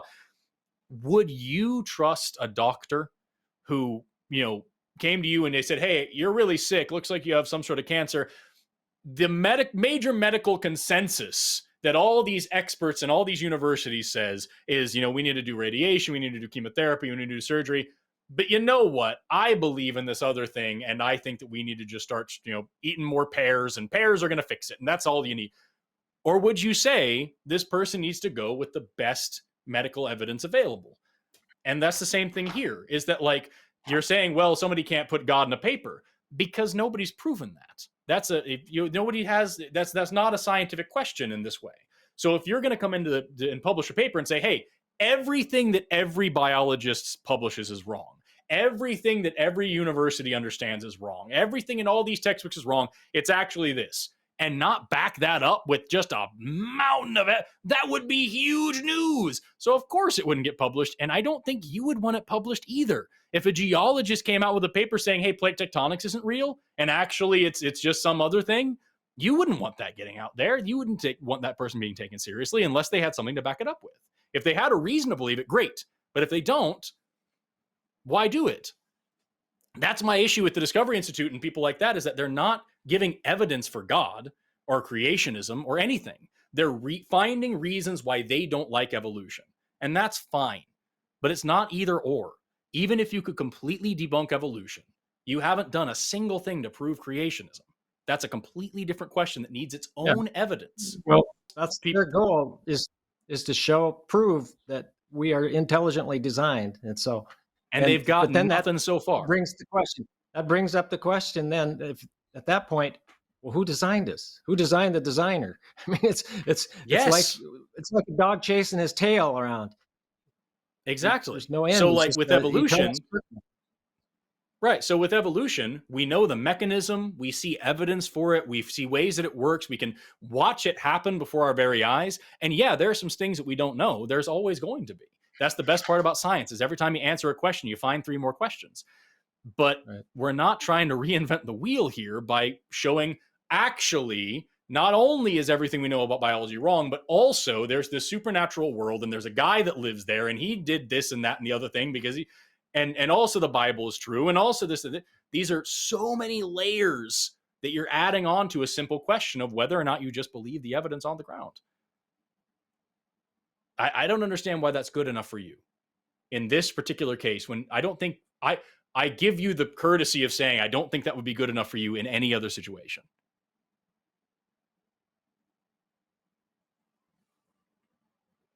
Maybe. Can you forgive me? I don't want to pressure you, but like, can you give me any other way, any other time in your entire life where you would use the same kind of thinking that you're using here for evolution for literally anything else? Well, maybe that example you just gave about chemotherapy. Has science proven that cancer is caused by an absence or a lack of chemotherapy in our body? No, it's a mutation that causes cells to over-reproduce. And the thing about chemotherapy, what it actually does, the reason why it's so problematic, we know that cancer cells are dividing super rapidly and that they're taking too many resources and they're not controlled. Your cells have this thing called apoptosis, which is like pre-planned cell death. And so your cancer cells are just dividing like crazy. They're not dying. They're taking up your resources. And so the reason why chemotherapy works and the reason why it's so damn miserable to go through it, the reason your hair falls out, you get sick and all these things, we don't have a drug right now that specifically just can target those cancer cells, because almost every cancer cell is different. One tumor has like 5 different kinds of cancer in it. That's why it's so hard to cure, because cancer can be caused in so many ways. And it's so different, so rapidly dividing and rapidly mutating. So instead, chemotherapy drugs target rapidly dividing cells. That's what it's killing. It's cells in the process of division. And so it's really good at killing those cancer cells, but it also hurts all the other cells in your body that are rapidly dividing, like the ones in your hair follicles, the one in your GI tract, things like that. And so this is why you get all these other negative side effects. So chemotherapy is a solution to cancer. It's not the only one, and it's, hopefully not going to be the last one. We have amazing new advances in cancer drugs over the past decade, especially. I have some friends who are doing research on cancer drugs right now, and like the really hard part is getting enough of them funded to go to trials. We have so many amazing things that could be way better than chemo. But as it is right now, of course, not having chemotherapy doesn't cause cancer. It just so happens that chemotherapy is really good at targeting cells that behave like cancer cells. And so it works a lot of the times for that. And so that's the thing. If you had a doctor that came along today and said, hey, I'm going to cure your cancer some other way, you would want some evidence for that. You'd want a reason to believe that. You wouldn't accept it for him to just say, listen, I don't know the connection between chemotherapy and cancer. It doesn't really make any sense to me. I think the guys who published this are funded by some evil corporation. I don't like the guy. I haven't read it. I don't know about it, but I think this other thing's going to work. You would never accept that. You would never put your life in that person's hands. And it's the same thing here. Is when it comes to, I don't think you've studied germ theory or plate tectonic theory or cell theory or any of these other things, but you know enough about them to say, all right, this kind of makes sense. And there's a lot of stuff that these eggheads have studied and they'll figure out the rest. But when it comes to evolution, you give it a completely different shakedown and you say, I don't know all these things and it doesn't really make sense to me. Therefore, there's this conspiracy within the academia to kick out anybody who believes in God. And that's just not reasonable. Have you seen the movie Expelled? Yes, it's disgusting. Yes, I have. All right. Well, I mean, that's evidence that this has happened. Maybe it doesn't happen in every institution, but it has happened. There has prejudice. So let's take the most benign claim that Expelled makes, because Expelled makes some absolutely disgusting claims. But the most benign claim that it makes is that sometimes in some universities, some Christians are persecuted and not allowed to teach. Is that a fair assessment? Am I straw manning it at all? I think it's accurate. Okay. So then the conclusion here is that some people are assholes. And then what? Because at the end of the day, medicine relies on evolution. If we don't understand evolution, we don't have antibiotics. We don't have vaccines. We don't understand how most modern medicine works without evolution. Agriculture relies on evolution. We don't have good crops without evolution. Well, we don't understand it. Like, we don't have to understand we don't have to have macroevolution in order for penicillin to work, or antibiotics. No, of course not. But the point of the matter is, microevolution and macroevolution are just two sides of the same coin. As I've said before, if you have enough microevolution, you end up with macroevolution, in the same way that if I walk 5 feet enough times, I will walk a mile. And so the little changes become big changes, and that works out. And that's what we see in the fossil record. That's what we see in the genetic record. That's what we see in homologous structures. That's what we see in the embryological structures like that. These are things that we see over and over all around us. So yeah, if somebody's going to come into an academic institution trying to be an educator and a researcher, and they start the conversation by saying, I think that the central theory of this discipline is wrong, and they don't have anything to back it up with, could you expect them to be employed? Yeah, maybe some people are persecuted for their religion. That sucks. That's wrong, and that should never happen. My experience, it's the opposite. People are actually a lot more willing to accept different ideas and different worldviews, especially nowadays. It certainly wasn't historically the case, but modern times a lot more so. But either way, at the end of the day, what's important in science is evidence. And if somebody's going to come in here saying, all of your evidence doesn't work for me, and I have something that I believe that I don't have evidence for, you're not a good scientist. So expelled, it doesn't do anything for me. The most damning thing you can say about expelled is that some people behave badly. That doesn't change science, and that doesn't change evidence, and that doesn't change what we're able to draw from the theory of evolution.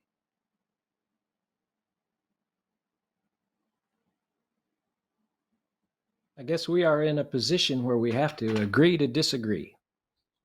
Well, okay, so like that's it. We are over time, so if you have to go, we can wrap up now. But I want to ask about that, what you just said. So are we okay to go a little further, or do you want to wrap up? I'll leave it entirely up to you. You're my guest. Well, if you have another question that's pressing. That's I would like to ask that. Like, I think like you've given me a lot of challenges here, and I know I've talked a lot, but like you've given me a lot of challenges, and I think I've addressed all of them. And if I'm missing something, I want to know.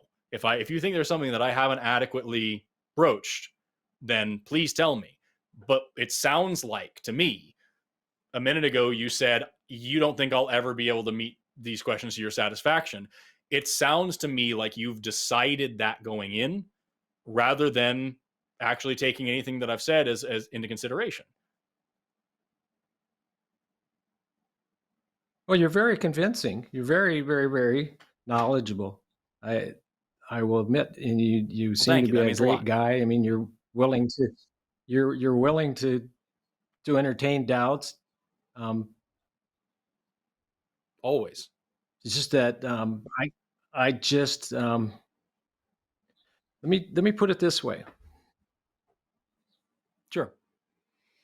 Want to hear conspiracy theories here? What if there is a God, and what if there is an enemy of God, who we may name Satan, the devil? Sure. And his primary goal is to make sure you don't go to heaven, and that you don't love the God that he hates, his enemy.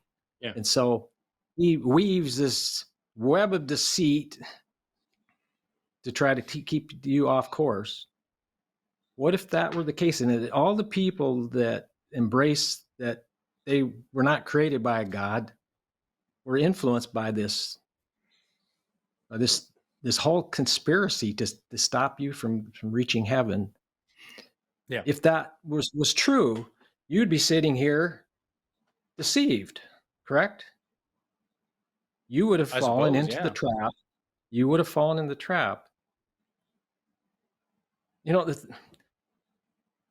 the ironic thing about being when you say that ignorant, is that a rhetorical thing, or do you actually want my actual response to that scenario?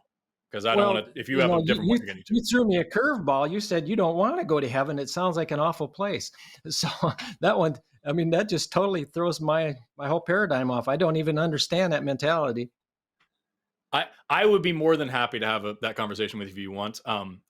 I think with this particular video, I'd like to keep it just to evolution, because on my channel, I talk about religion from time to time. It comes up, but I have whole shows where I do atheism, and I don't want to make my channel I don't want people thinking I'm attacking religious people or on that. Yeah. So like, if you want to have that talk, I'm super down with that. We can stick around after we're done filming this if you'd like.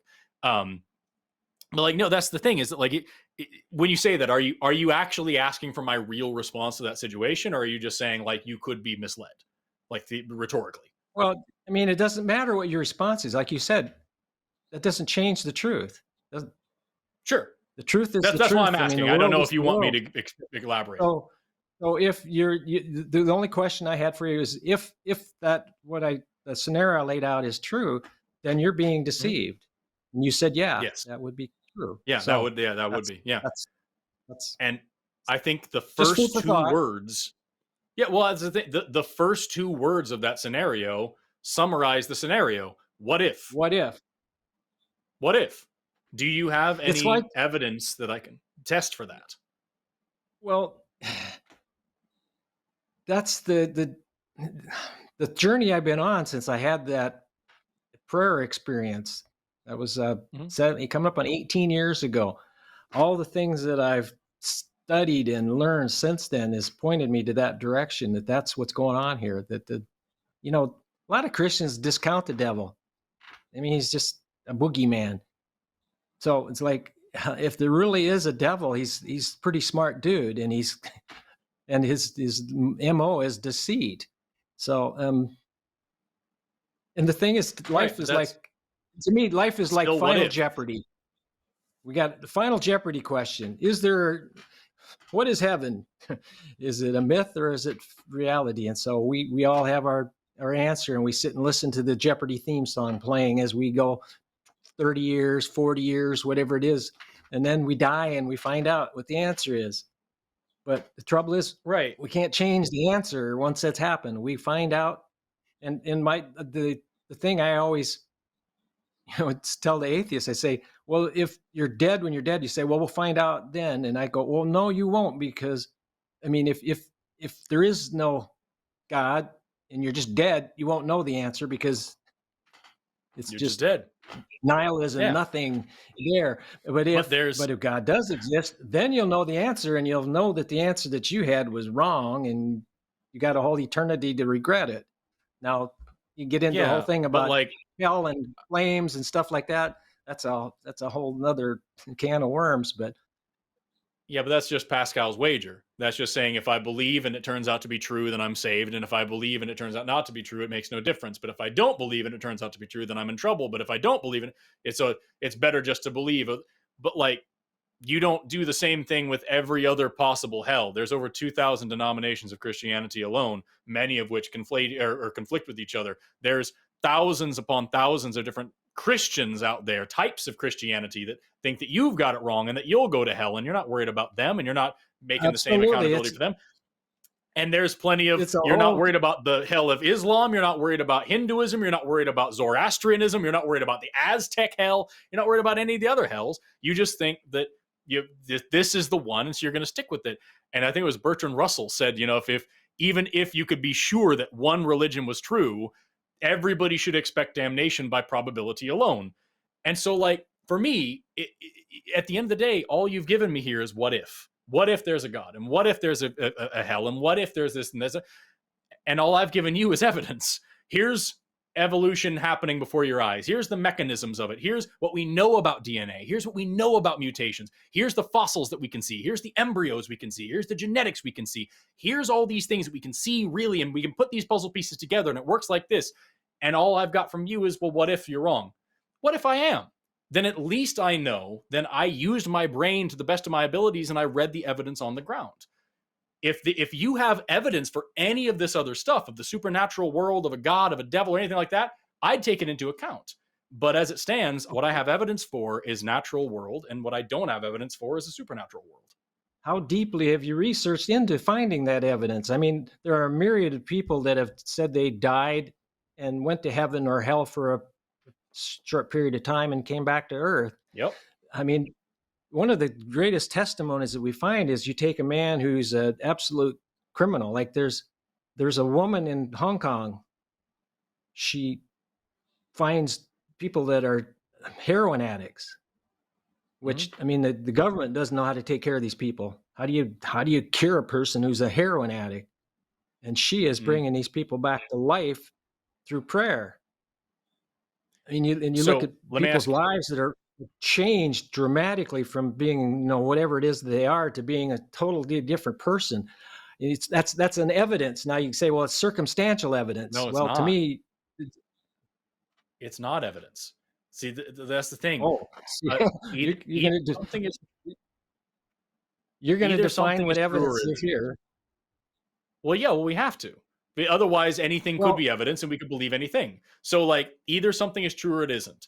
Whether or not somebody believes it doesn't make it true. Whether or not it helps somebody's life doesn't make it true. Whether or not it's written in an old book doesn't make it true. Whether or not somebody had a vision of it doesn't make it true. It's either true or it isn't. And we have to have better evidence than just someone saying it. If I told you right now there was somebody living in India that was teaching people about evolution and getting them off of heroin, you certainly wouldn't think that was evidence for evolution. And yet, when it comes to your religion, you say, okay, well, clearly prayer works. When at the end of the day, we've done actual laboratory experiments over prayer, and we haven't found any reason to believe that it's real. It either works exactly at the same rate of chance or worse. And so, like, either this, the prayer thing, either it doesn't work or it really doesn't like having calculators around it. And that's, for me, just not good enough. So if you have actual evidence that's something that we can observe and test and repeat and like quantify and something we can actually put to puzzle together, I'll hear it. But otherwise, visions, prayers, a powerful feeling, a near-death experience, these are things that we can actually explain by naturalistic means. And those naturalistic means can be tested and repeated and done in a laboratory setting, and we get the same results. You talk about near-death experiences. What about all the near-death experiences of the people who have different religions than you that claim that they saw their gods when they died? Do you think that they were telling the truth and there's all these different gods up there? What about people who didn't have a near-death experience? They almost died and they didn't see anything. Does that mean that there's nothing? Or that's just they didn't have access to it, or they didn't die the right way? What about my grandma? My grandma died of dementia. Did little pieces of her mind go to heaven at a time, or did it all go at once and it was locked away somewhere? Like, these are all things that, like, when you look at it at face value, like you're doing, sure, you can paint a pretty picture, but it's not actual evidence. And what I'm giving you as science is actual evidence that we can quantify and test and repeat and observe, and it matters. And just like with all the plumbers disappeared, if all the biologists disappeared tomorrow, we would still find the same evidence and still be able to come to the same answer. If all the religious people disappeared tomorrow, you'd have a different religion the next day.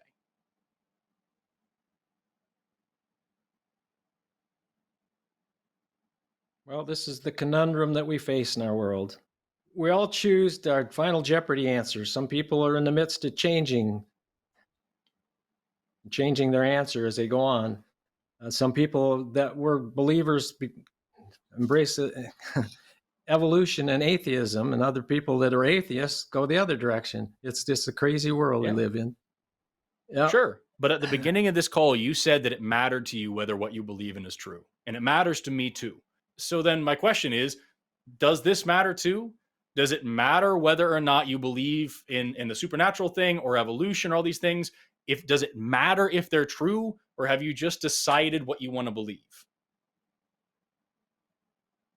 Well, I didn't come to my decision on what I believe without any evidence whatsoever.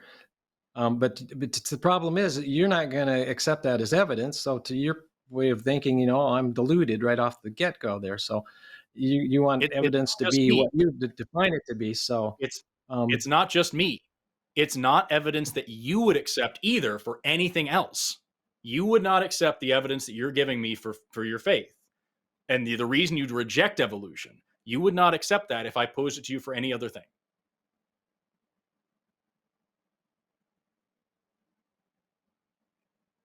So it sounds to me like you have decided that this is the only way to be, and that evolution has to be wrong because your religion has to be right. And what I'm trying to tell you is, number one, these are two different questions. You can have both at the same time. Lots of people do.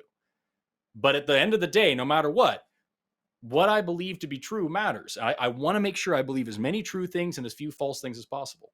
I have a reason to believe in evolution. And I hate that word believe. I'm using it for just the sake of simplicity here. But I have a reason to understand that evolution is true. I don't have a reason to believe anything else. And so I don't. And I stick with what I got. And if I die and I find out that there was this, all this supernatural stuff, at least I'll be happy knowing that I used my brain. And I didn't have a reason to believe it, so I didn't. And I wasn't misled by BS. Because some, charlatan came down the road, saying, buy this snake oil. You don't have to believe it. It cured some lady in India who was on heroin. And I go, okay, like I have to have evidence, right? So that's the whole thing. Is like it matters to me that what I believe is true. And I have evidence for this, and I don't have evidence for what you're saying. And the evidence of what you're saying wouldn't work for anything else for you either. So I don't understand. I think if we're being honest with ourselves here, I think that I think you've made a judgment about it about evolution specifically, without actually knowing what it is. And I think that's a major issue for me. So that's why I wanted to have this conversation with you. and you say we want to agree to disagree, I don't think we have to, man. I really don't. I think you and I can really get along here. I think you and I can come to some agreements if we just, settle down on what evolution or what evidence is.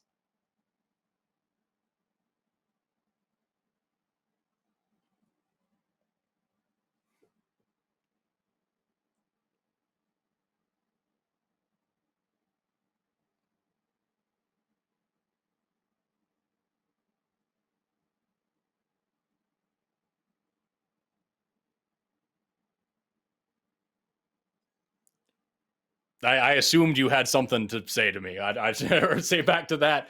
I wasn't going to keep talking to you or just talking at you. I'm speechless.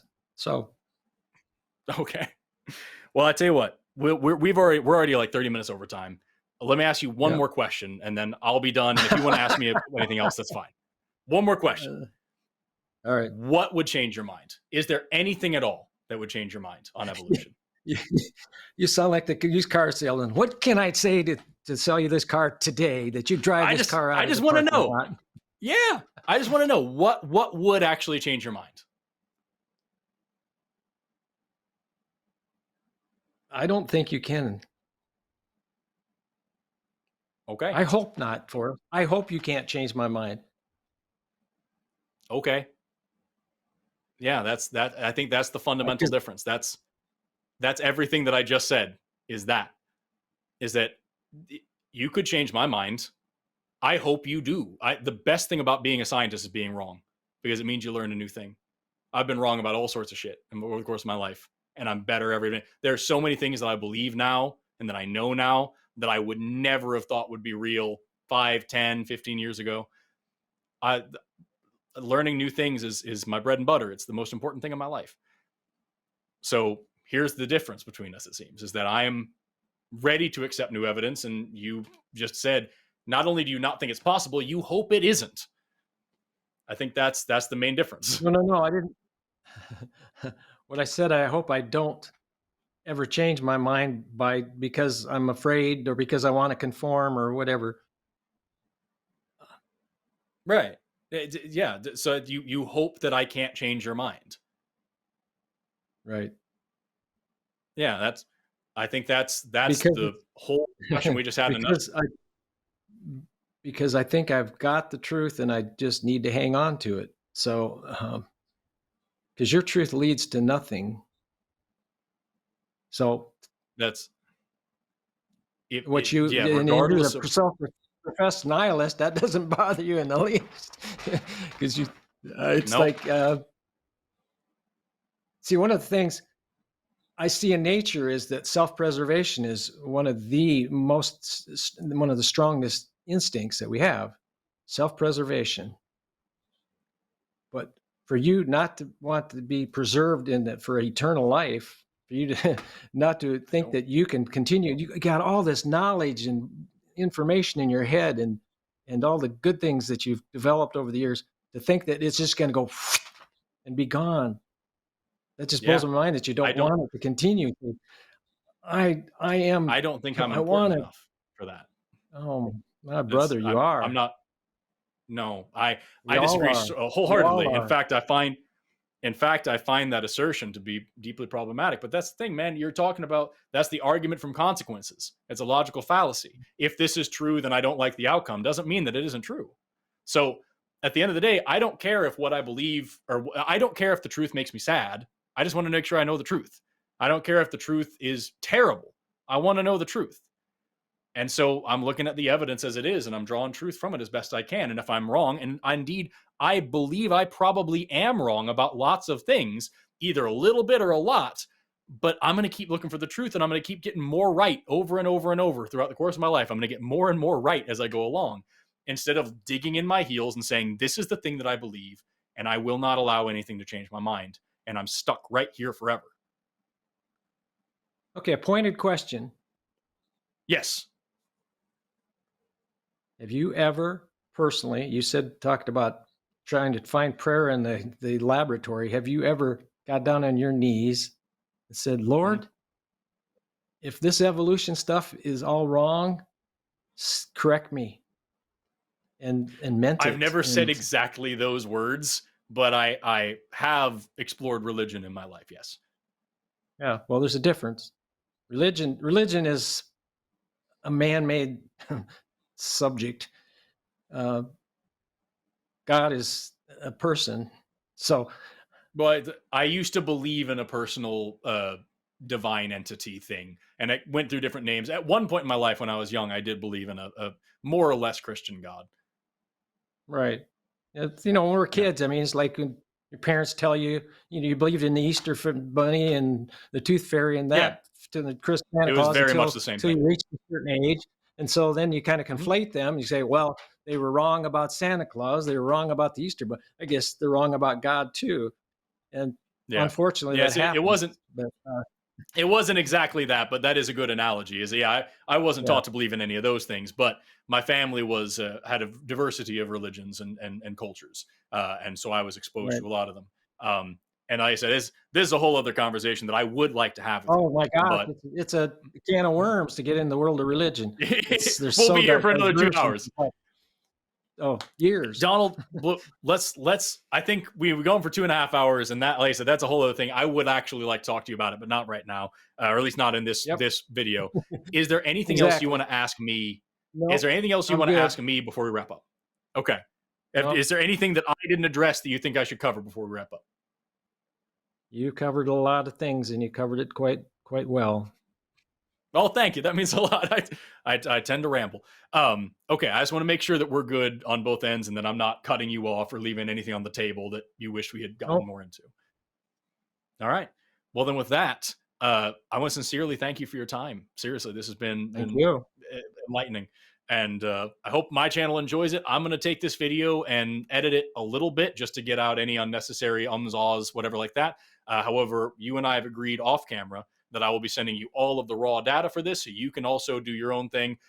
So everybody watching this, make sure you check both videos. Make sure they're the same length. Make sure I didn't cut out anything that he said to misrepresent him or anything like that. So check out Donald's channel as well. I'll link it in the description below, so you can see, make sure the same videos are there, and make sure to go send him some love and tell him what you think about both of us in his comment section too. Thank you very much, Forrest. Thank you so much, Donald. Have an awesome day. Goodbye, everybody. You too. Bye. And that's where I'll cut it. I'll cut it in there.